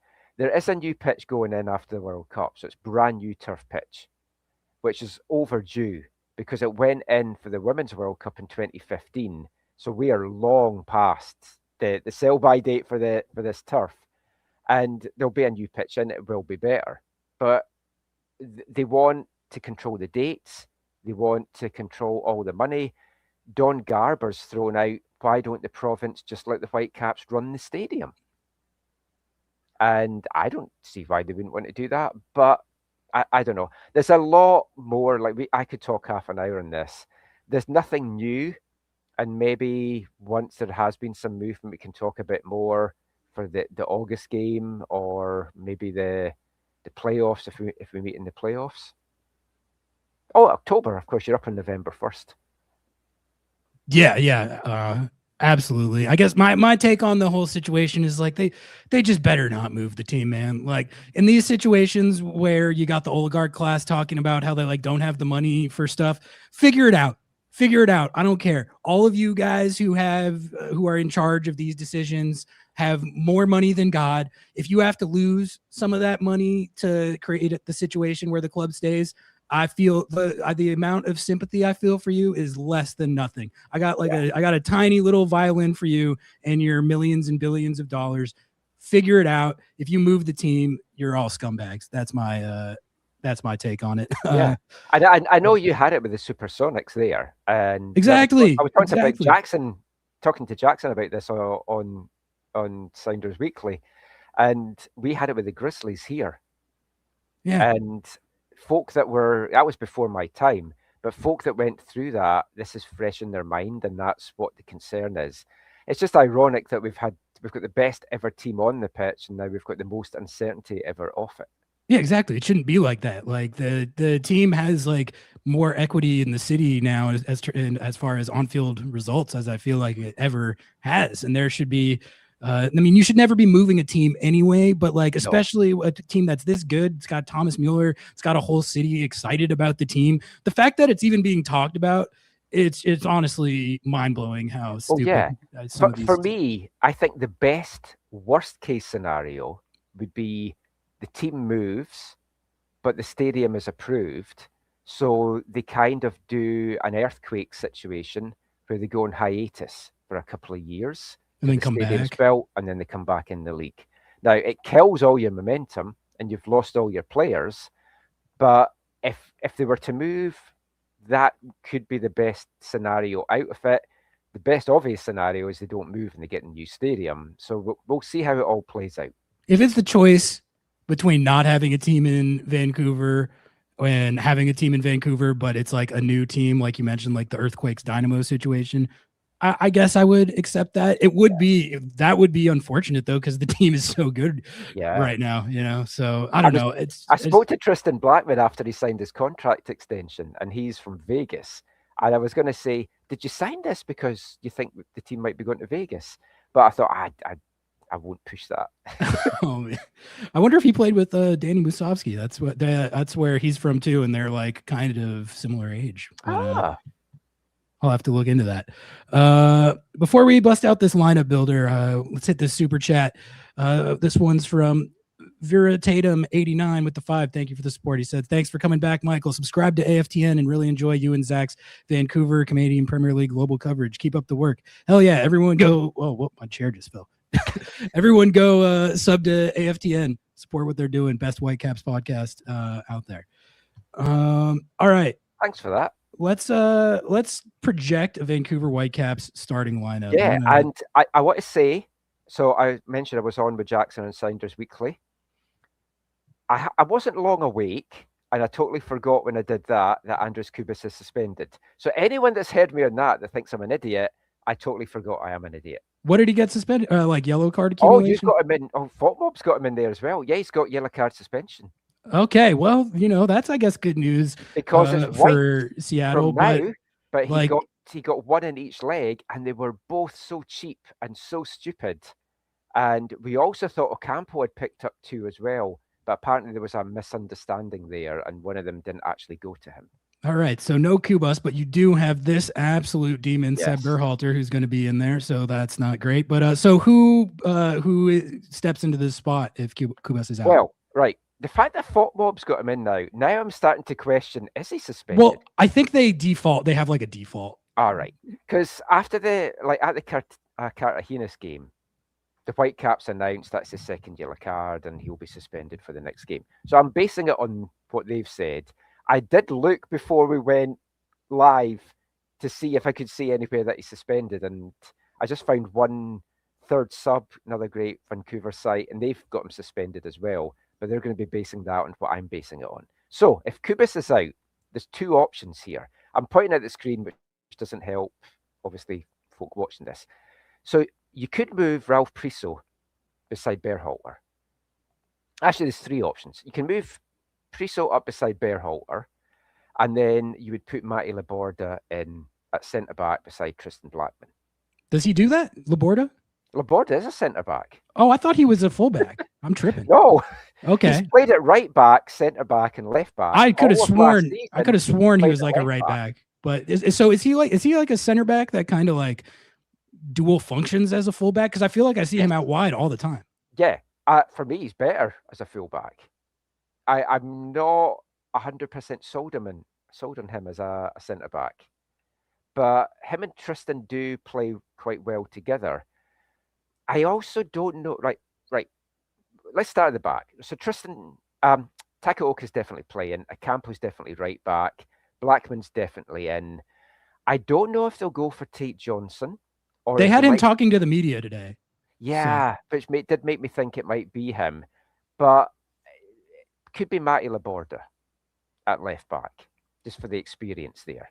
And Tate is having a lights out season. He really is, yeah. He is really, really. I feel like they got to start Tate Johnson. I think they probably will with the fact that he spoke today, which makes me think that Matty Laborda is going to be the centre back beside Blackmon. Okay, yeah, I think that now that I know that Laborda is a CB, I think you're right.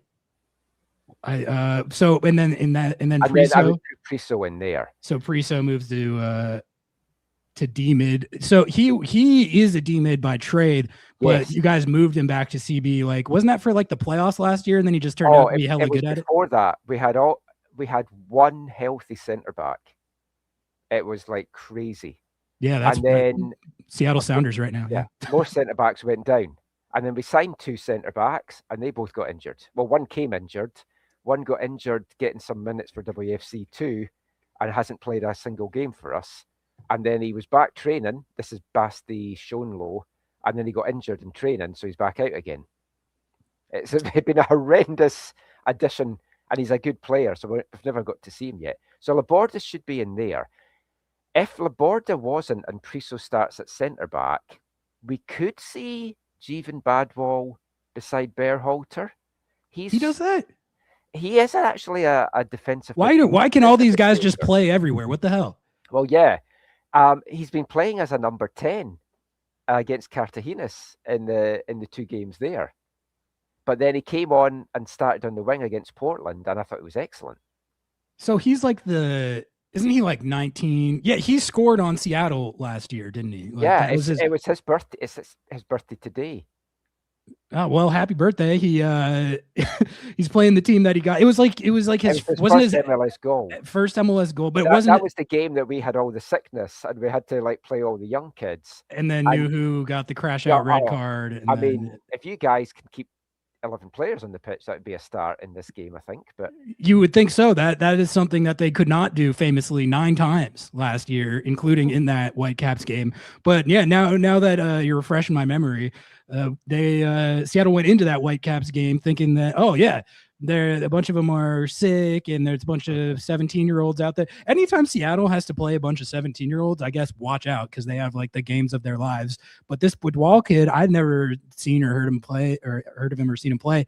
And he came out there and got a goal. I think wasn't that pretty early in the game? It was in the first half. Yeah. And so is he looking good, like making good on the potential? He has, like, this was such a big season for him. And we were like, I don't know where he's going to get these minutes to kind of push on. And he's been getting minutes by playing all these different positions. I don't think he's starting this, though. Okay, so he'll come off the bench.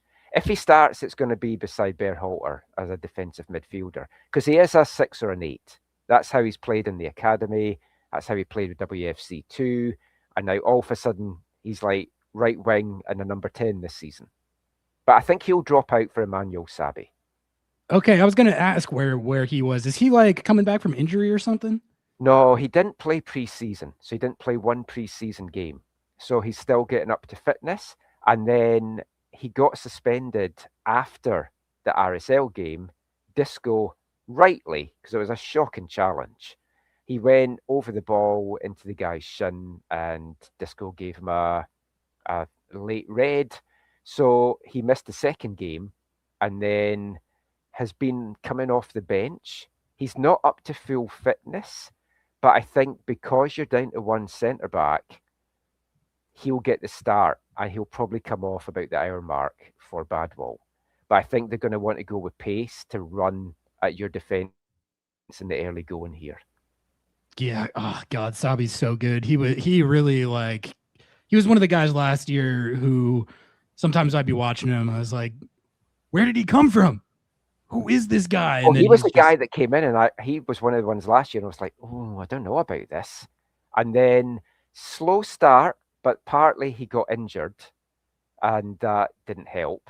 Him and Ryan Gauld had never played a game together until late October because of the injuries between the two of them.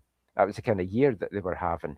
But as the second half of the season, he was almost putting himself in like US men's national team consideration with the form that he was in. And he had the triple post in the MLS Cup final that still haunts me to this day. And I spoke to Ali Ahmed this week on our latest podcast, and he said he still plays that moment over and over in his head as well, because that was such a what-if moment. If that had gone in, it was 2-1 Whitecaps. We were flying at that point, and I think we'd have won that game. But he's not at his best yet. But I think he's going to be, although I'm saying he's going to start, maybe he's better to come off the bench when you've got a tired defence. Yeah, yeah. I think for me, he starts this one. My favorite look that you guys ran last year was with Sabi and Ali Ahmed on the wings. That was just so hard to stop.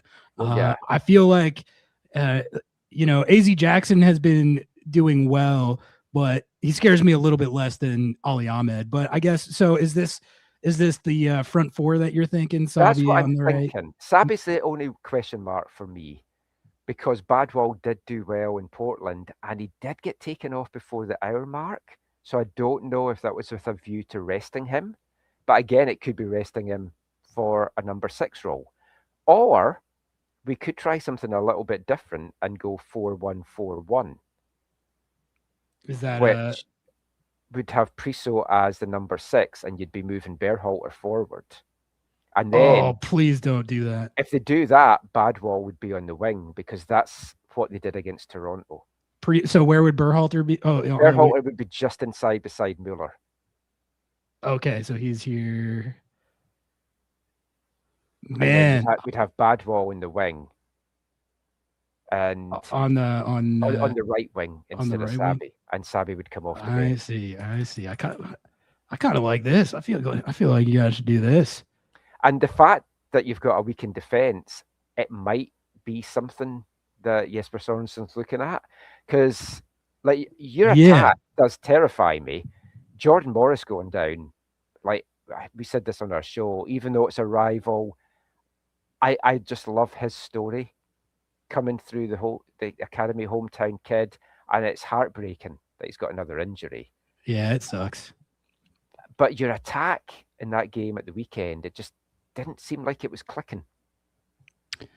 No, it really, I wouldn't say it's fully clicked yet, except in one game. But I feel like I really like where Seattle's attack is at least where it was last year. They scored a bunch of goals last year. I feel like they lost the season on defense, but like the Seattle can score.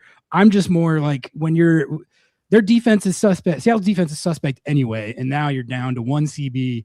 If I was Jesper, I would run this. I would run the most aggressive attacking lineup possible and try and get on top of Seattle's back line, which is going to have a non-actual center back in there. And then like that's kind of the beauty of Berhalter is you can put him up there or where Priso is, and he's going to do it at an elite level. But if you have a matchup where you're going up against a suspect defense at home, yeah, put him up a line, have him next to Thomas Müller as those kind of like dual tens, which is honestly, it's kind of similar to what Seattle runs with Albert Rusnak and Jesus Ferreira. They list it as a 4-2-3-1, but I kind of always describe it as playing more like dual tens than with Ferreira as a pure winger. So I feel like this is kind of a similar idea, but then you got Woodwall and AZ out wide, Brian White up top. Well, you've also, what I like about this is like Priso can drop back into a back three because Johnson and Ocampo love getting forward.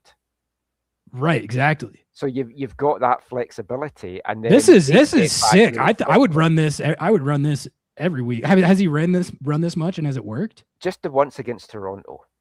Oh, okay. So it did work, but it was Cubas that was in instead of Priso, and then Priso was in a centre back. Okay, so that's the only thing that makes me think he might not want to do this, because it's a really high stakes game, and having Priso isolated like this, going against like Ferreira and Rusnak and probably Paul Rothrock in this case, it's a lot to ask of Priso, but that is his more natural position. Yeah, would you feel comfortable with him in this role? Yeah, I mean, he is the back, or last year he was the backup to Cubas. So when Cubas was out, Priso came in that position. Yeah, and he was hella and good, that's what he's played his whole career. He's thrived at centre back because he's such a good ball-playing defensive midfielder. And Robin Fraser, the Toronto coach, was like waxing lyrical before the game about, having him as a centre-back, it's such a benefit because he knows how to play the ball. He knows how to play the six role, so he knows what to expect from the guy in front of him. And he's been a revelation there.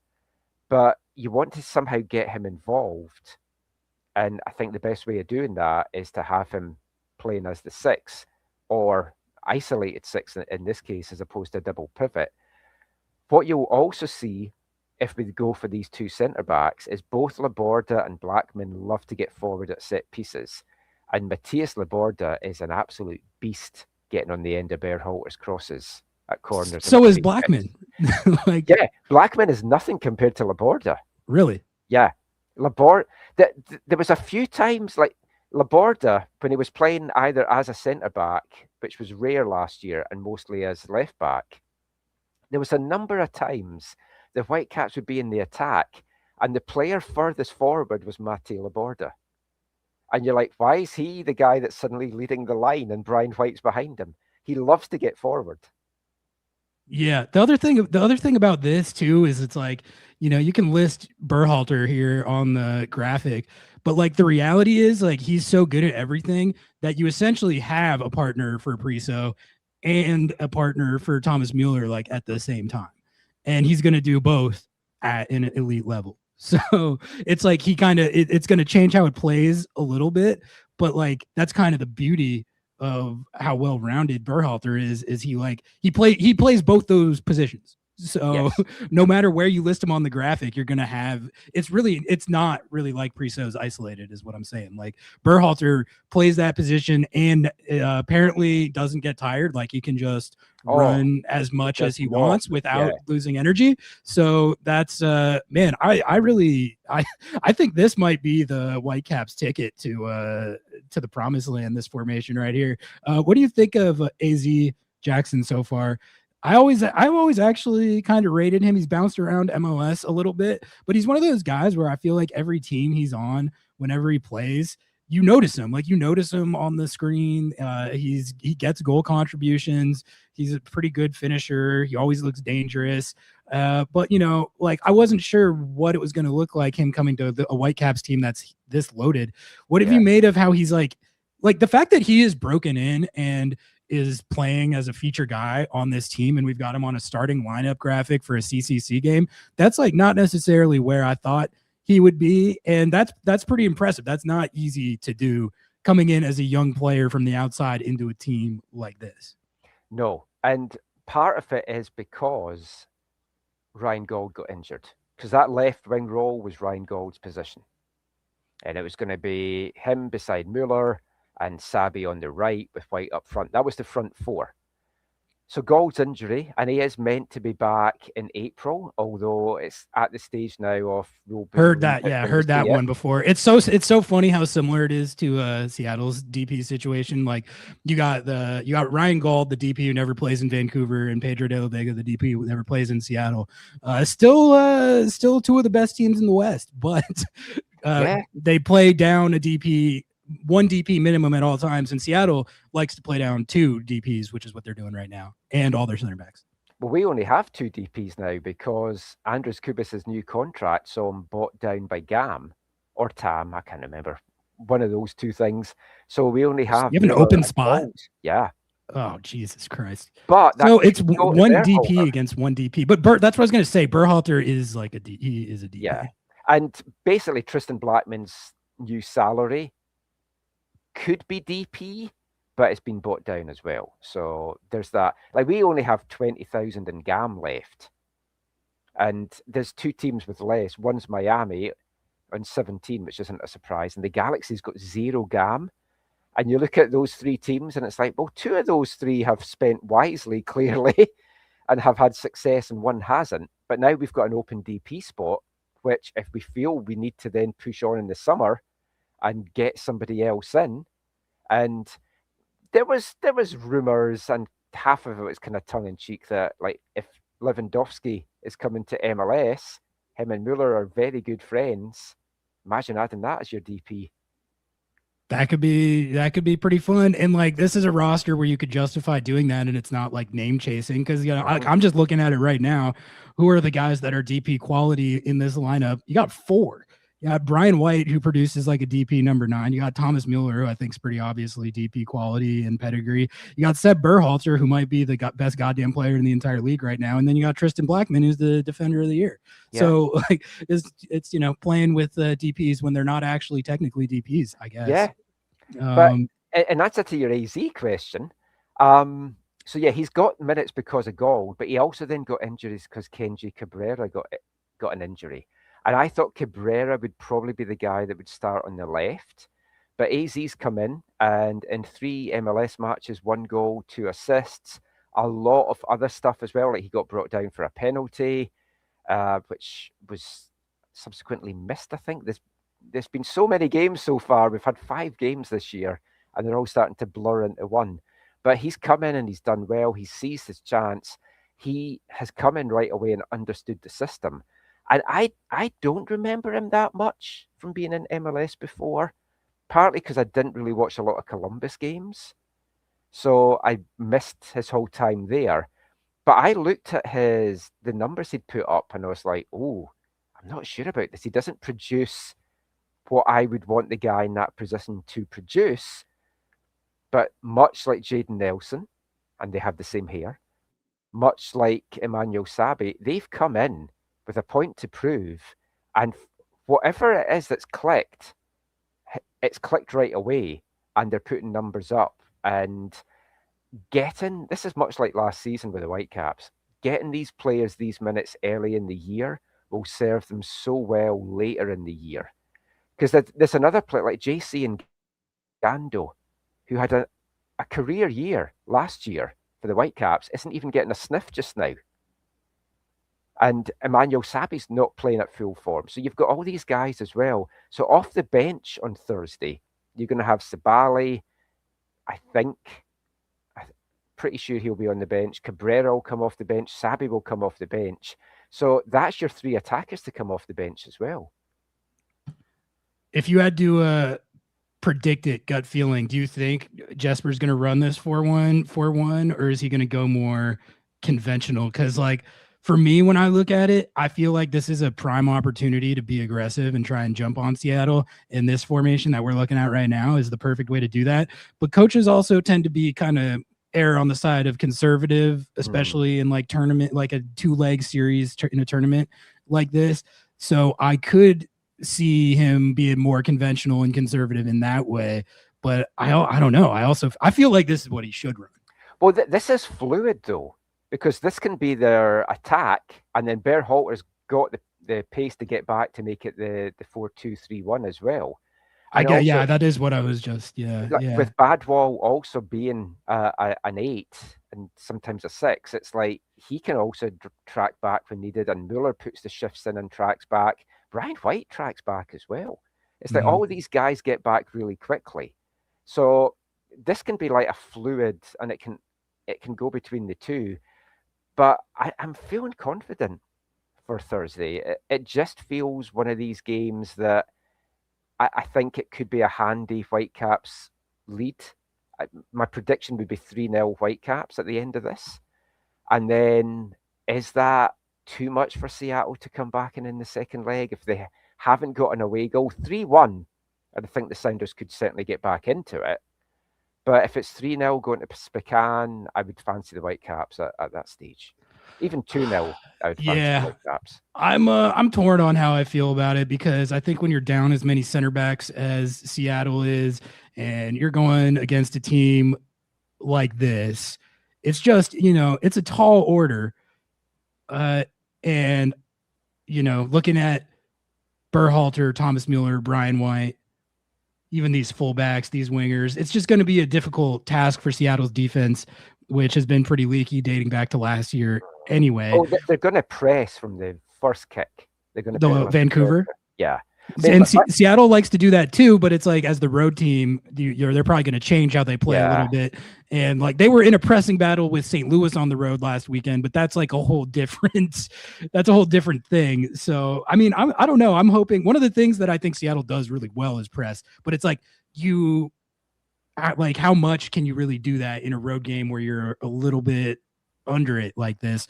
I don't know. I'd like, honestly, my hope for Seattle in this situation comes down mostly to just like, I've learned not to underestimate this team when I think they're in a situation where they're up against it, and you look at the opposition and you're like, I don't see how they beat this team.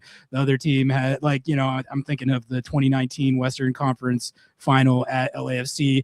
I had thought they had zero chance at winning that game, and then they went out and destroyed LAFC 3-1. And there's been multiple other instances like that where I count them out and I'm like, there's no way they can do this. They're missing this guy, and this guy, and whatever. And then they do it. So that's basically what I'm hoping for, is they can lean on it is a group that's got a ton of big game experience. It's a group that's played together a lot. It's a group that like knows how to take results in situations like this. But this, I mean, if they pull this off with one center back, it's going to be an all-timer. Like, the more I think of it, the more I feel like what you're talking about with Vancouver hanging a couple goals on them is probably the most likely outcome. And then it's just going to come down to if Seattle can score. But that's my other thing is like, I do think that that Seattle can score in this game and on Vancouver. I just, it's all, you also look at how good Vancouver's defense has been this year. You guys have given up 1 goal. So, and it was an absolute screamer. Yeah, exactly. So it's like that. It's going to be hard to score in this game, and you're going up against one of the best attacks in the league. I don't know. Yeah, it's going to be tough. A question for you. Yeah. If the Whitecaps go 1 up, especially early, what does Seattle do? Do they try and just bunker and keep it close and keep the score down, or do they feel, we need to push and then leave yourself susceptible at the back? I don't think they're gonna bunker. That's one thing I appreciate about them, is they don't really do that. Like, there's definitely areas, like points in games, where they're more defensive and more conservative than others. But as far as like committing to a tactic throughout an entire game or most of a game after you get scored on to playing like that, I don't think they're going to do that. But that does, that's not even necessarily a good thing. Like, sometimes you should scale it way back to try and keep it. But I don't know. I tend to think that if once you try and start doing stuff like that, that's when teams get into trouble. Like, the soccer gods are known to punish that. But also, it's just like, if you are trying to sit back and absorb pressure the entire time from Thomas Müller, Sebastian Berhalter, and Brian White, that's probably not going to go that well for you. Like, at a certain point, you have to try and punch them back. Otherwise, you're just going to get bullied the whole time. So I think if they go behind early, you're going to see them chase it more than you would see them scale it back. So the away goal certainly makes that something that you need to do to try. Yeah, exactly. And maybe the center back situation changes things. I think the scenario where they would scale it back would be somehow if they get ahead. But like even that, it's a Yes. 2-leg series, and this Vancouver team can score on you literally at any time. So I think you're they did better. it You're last best year as served. well. Yeah. You're best served just to like go for it and let the chips fall where they may. You're like, the more we talk through it tonight, the more I'm like, I literally said 2 weeks ago that I felt like Seattle was the favorite, which I just is. If all things were equal and Seattle was mostly healthy and had all their personnel, I might feel like it's more of a 50-50 toss. Oh, that but would like, be a fantastic. yeah, but like two healthy teams would be. They're going to be playing the right back at center back.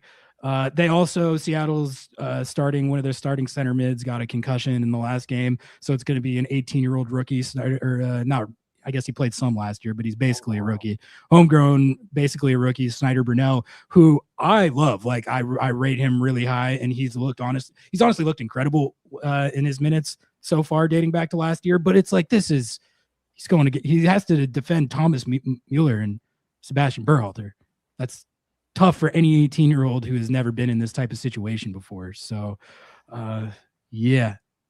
They are Seattle is up against it personnel wise about as much as they could be when you factor in the Jordan Morris injury as well. No center backs, starting center mid is out. It's gonna be tough. Who is your one healthy centre back? I've just realised I'm not. Is it Nuhu that's healthy? Yeah, but he's a left back. It's Jackson Reagan, the big tall guy. Oh, so he's really good. He was a Defender of the Year finalist a couple years ago, I think. But there's only so much you can expect from one guy, you know. True. And is Nuhu likely to be starting? Yeah, he's going to be starting, and he honestly functions kind of as a center back sometimes. He sort of plays. I love him playing against us because I think he's dreadful. So I think we'll have a field day then. You would get along well with some of my Sounder at Heart colleagues who don't rate Nuhu at all. But he picked up an all-time red card at BC Place last year. That was honestly insane, and he did that like 3 times last year. I think I don't know. It's he's been playing well so far this year, and he has had individual games like the one I was talking about against LAFC, where they were going up against Carlos Vela the year he had 34 goals and 15 assists or whatever. Like that was a situation like where I had to give it to Nuhu. He stepped it up and he played his ass off that game. So for as kind of erratic as he can be, when the lights are the brightest, he has shown a propensity for playing well. So that's probably me doing mental against Ocampo. Yeah, exactly. Expect theatrics. Exactly. Like that is going to be an electric matchup. But all right, Michael, that is all I had for you tonight. Thank you for hopping on and hanging out with us for so long. That was a lot of fun. Been a lot of fun, yeah. I'll see you tomorrow. Yeah, safe travels up. There's been some snow in the area, but I think you should be okay. Hopefully. I'm not trying to go to Whistler. But Michael, before you get out of here, anything you wanted to plug or promote or tell people where to find as far as what you got going with AFTN for this game and just the season? Yeah. Head over to the main website, aftn.ca. You'll find all the stuff there. Our latest podcast, we catch up with Ali Ahmed. We've got a 25-minute chat with him about his time in Vancouver, his move to Norwich and settling in over in England. So that's a lot of fun. And we just tear Portland apart in the latest one as well. So that's always a lot of fun. Yeah, I think we can definitely agree that that's always fun. We're the two kings of Cascadia now. It's us that's battling it out. Yeah, honestly, they're kind of just a meme team at the moment for the Phil Neville press conferences. It's kind of sad in a way because I feel like the Cascadia rivalry dynamic is better when they're relevant and competent. And right now they're just kind of a bumbling clown show. But like, I'm not complaining about them being a bumbling clown show. Like that's great content in its own right. So, but we've always said for Vancouver to really be a part of the Cascadia rivalry, we have to beat you. We have to beat Portland. And if we're not doing that, we're never going to be considered, that's a game we're really looking forward to. I think now Seattle, Vancouver's back to maybe what it used to be. I think so. I think the Whitecaps getting as good as they've been has kind of reinvigorated that. And then the fall of the Timbers has sort of like, I think this series could be a moment where the Seattle-Vancouver component of the Cascadia rivalry kind of gets back to the forefront. Like, it's kind of already been trending that direction, but now they're playing in CCC, and it should be a good series. But all right, Michael, I'll let you get out of here on that. Thank you so much for the time. Much appreciated as always. We'll get you back on anytime we're talking Vancouver Whitecaps. And yeah, I'll see you tomorrow. I'll see you tomorrow. Take care. That was Michael McColl from AFTN, the best Vancouver Whitecaps podcast. Go follow, subscribe to AFTN on all platforms. Show them some love, show them some support. We love talking Vancouver Whitecaps with Michael, and really I felt like that was pretty I would say enlightening, but also a little, I feel dicey about this series, guys. I do. This team they're about to play is really good. It's one of the best teams in MLS. If you're listing the top 2 to 3 best teams in MLS right now, that team, you would not be able to do that without listing this team that Seattle's about to play. And that's for a lot of reasons. Like, obviously Thomas Müller has helped them. Brian White's been doing his thing for a while. But what I was saying about Berhalter is, it's just like, I don't know, when you see a guy who just like looks like he's found his purpose. That's like that's what he looks like right now. He looks like he looks like he's gotten possessed by something that's shut. You guys are going to see what I mean if you haven't watched much Whitecaps or much Seb Berhalter. This dude's like Ozzy Alonso if Ozzy Alonso was hella good at attacking. It's essentially what he is. It's a player. It's messed up. Shouldn't be able to have that skill set. I don't like that. Damn it. But I will say this, like I was just saying to Michael, it feels like an uphill battle, but this is not impossible. And the reason it's not impossible is because every time you doubt Alex Roldan's propensity for playing the center back position, he goes out there and he not only does fine, but he does actively well. And I could see a situation in this game tomorrow where sometimes these tournament games, they start slower than you would think. Like, this feels like it should be an electric, high pressing, back and forth type of game. But if Seattle is able to just maintain basic control of the game state and not let Vancouver start running up and down, the longer it stays 0-0, the more I think that plays into Seattle's favor. And that's true of any two-leg series like this. Someone was given the update on LA Galaxy Mount Pleasant. Wow, the LA Galaxy are only up 2-0 against the Mount Pleasant Academy in the 94th minute. Dude.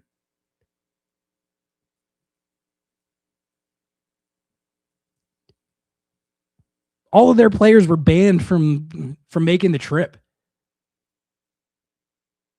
You only got them 2-0. Mount Pleasant should advance for pulling off a 2-0 in the first leg. That's not good from the LA Galaxy.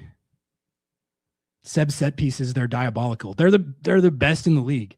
I don't know, like, I still kind of am like trying to figure out when he got this good. He was not this good as recently as like a year or two ago.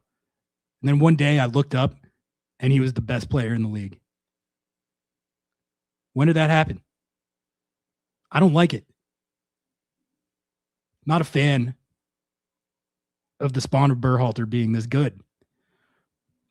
But I do think too, like, when you're in a situation like this where when you're up against it and it kind of feels like everything's stacked against you and it feels like you're probably going to lose, that's when the most legendary moments can get created. And if Alex Roldan, center back, comes through and they keep a clean sheet at BC Place, build the statue. Gabriel Peck just scored for the LA Galaxy to make it 3-0 in the 96th minute. He shouldn't be celebrating that as much as he is. But the Galaxy's Mickey Mouse path to the quarterfinals. It looks like, man, it would have been funny if they lost that game, wouldn't it? But that was always too much to ask. All right, I'm coming up on 2 hours, guys, so I'm going to get out of here. Thank you all so much for tuning in. First Under the Lights of 2026. All right, I'll hit this one before we get out of here. Thoughts on Frei versus Thomas? Yeah, thanks for bringing that up, because I meant to bring that up over the last couple shows, actually, and I forgot. Yeah, Brian Schmetzer announced that Steph Frei is starting this entire tournament instead of Andrew Thomas, which that's not what I would do. I tend to think that if you have a number one and you have a tournament with this high of stakes, I know Andrew Thomas started Leagues Cup last year, but I think CCC is higher stakes than Leagues Cup. I think if you have a number one, if you actually have a number one, your number one should be starting in CCC. Leagues Cup, it's a new tournament. If you want to have the number two goalkeeper be the Leagues Cup goalkeeper like they did last year, I think that's different than what they're doing starting the like Frei's the number two at this point. Starting him for CCC, starting him for this tournament, I would just start the number one. But I mean, I guess, if they feel like they want to get Frei minutes, I don't have that much of an issue with it, other than the only thing that better not happen is Andrew Thomas they need to do the PK subs if it comes to that. I know is there no PKs in this because of the away goals? I can't remember. I should know that. If there are PKs at any point, I just want Andrew Thomas better be in there. He better be in there. Who do I like better at this point? At this point, I like Andrew Thomas as the number one pretty unquestionably. Steph Frei is the greatest goalkeeper in club history, one of the best goalkeepers in MLS history, one of the best players in Seattle Sounders history. Build the statue, put him on Mount Rushmore. But Andrew Thomas is the future. He's the future, and he is an absolute god on penalty kicks. I think he's looked really good so far this year. He had a couple of really big saves in this last game against St. Louis. So I think it's Andrew Thomas time. I would be, if I was the coach, which I'm not. If I was the coach, I would be starting Andrew Thomas in CCC. PKs or no PKs. But I trust Stefan Frei in a big game and in a tournament game about as much as anybody. So I'm not worried about Steph Frei. I just think that if you're making the switch, make the switch, Am I tripping with that? I don't know. If he's actually Schmetz keeps saying, I have two number ones, but that's not, you don't have two number ones. The guy that you start in all the MLS games, which is Andrew Thomas, that's the number one. If you had two number ones, you would be alternating them for I don't know. Again, it's not what I would do, but I'm also not going to complain about Steph Frei starting big games. There's pretty much no one else I would want in a big game, other than if you're going to be starting Andrew Thomas. He said he'd play Steph in a tourney. I mean, he might have said that. I would think my thought with that was that they would do what they did last year, which is have Andrew Thomas start the league games and start CCC, and then have Steph Frei start Leagues Cup. Especially because you just want Leagues Cup this year does not matter as much as CCC for Seattle. I really don't think it does. You just won Leagues Cup, winning CCC again. If they win CCC again this year, that puts them in a crazy pantheon. No one else has done it once. You've done it twice. That matters more than going back to back in Leagues Cup. It would be cool to go back to back at Leagues Cup, but I think there's a lot more riding on CCC. I think this is way bigger. But I also think they're playing one of the best teams in MLS. So this is going to be a tall order. Can it be done? Yes. Will it be done? We'll see. A lot of that comes down to Alex Roldan, how well he can play center back. which, to be fair, he has done. There hasn't been a time where he's done that where he hasn't done it well. But I mean, this is a new ball game. Like, I mean, you guys are going to see, like, this team is legit. They're one of those teams that it kind of looks like they're playing like at a different speed sometimes than the opposition. You know, those LAFC teams of 2019 and 2022, or where they went like plus 48 GD type stuff, and they just looked like they were on some kind of different kind of level. This team is like that. So it's going to be tough. You got San Diego FC starting against Toluca right now. So I'm probably going to be watching some of that, but I'm going to get out of here on that, guys. 2-hour stream. That's long enough. I will, if you're going to Vancouver, see you at BC Place tomorrow. Yeah, we're making the trip. We're hopping over the Canadian border, and then we're hopping right back same night. So Lobbing Scorchers will be there. See you all there. And then we're gonna do the post-game show from there. As I don't know why we wouldn't. Gonna do the post-game show from there like we always do. So keep an eye out for that after the final whistle. And yeah, appreciate you guys tuning in. That was a lot of fun. First under the lights of the season. Right now, the plan is to kind of just pick and choose my spots when to do these shows, and we're having Thursday be podcast day at the studio. So I think there might be some weeks where we don't rip these, but I'm going to try and do them as much as possible, get guests on here the whole 9 like we did last year. So appreciate you all. See you in Canada, and love you.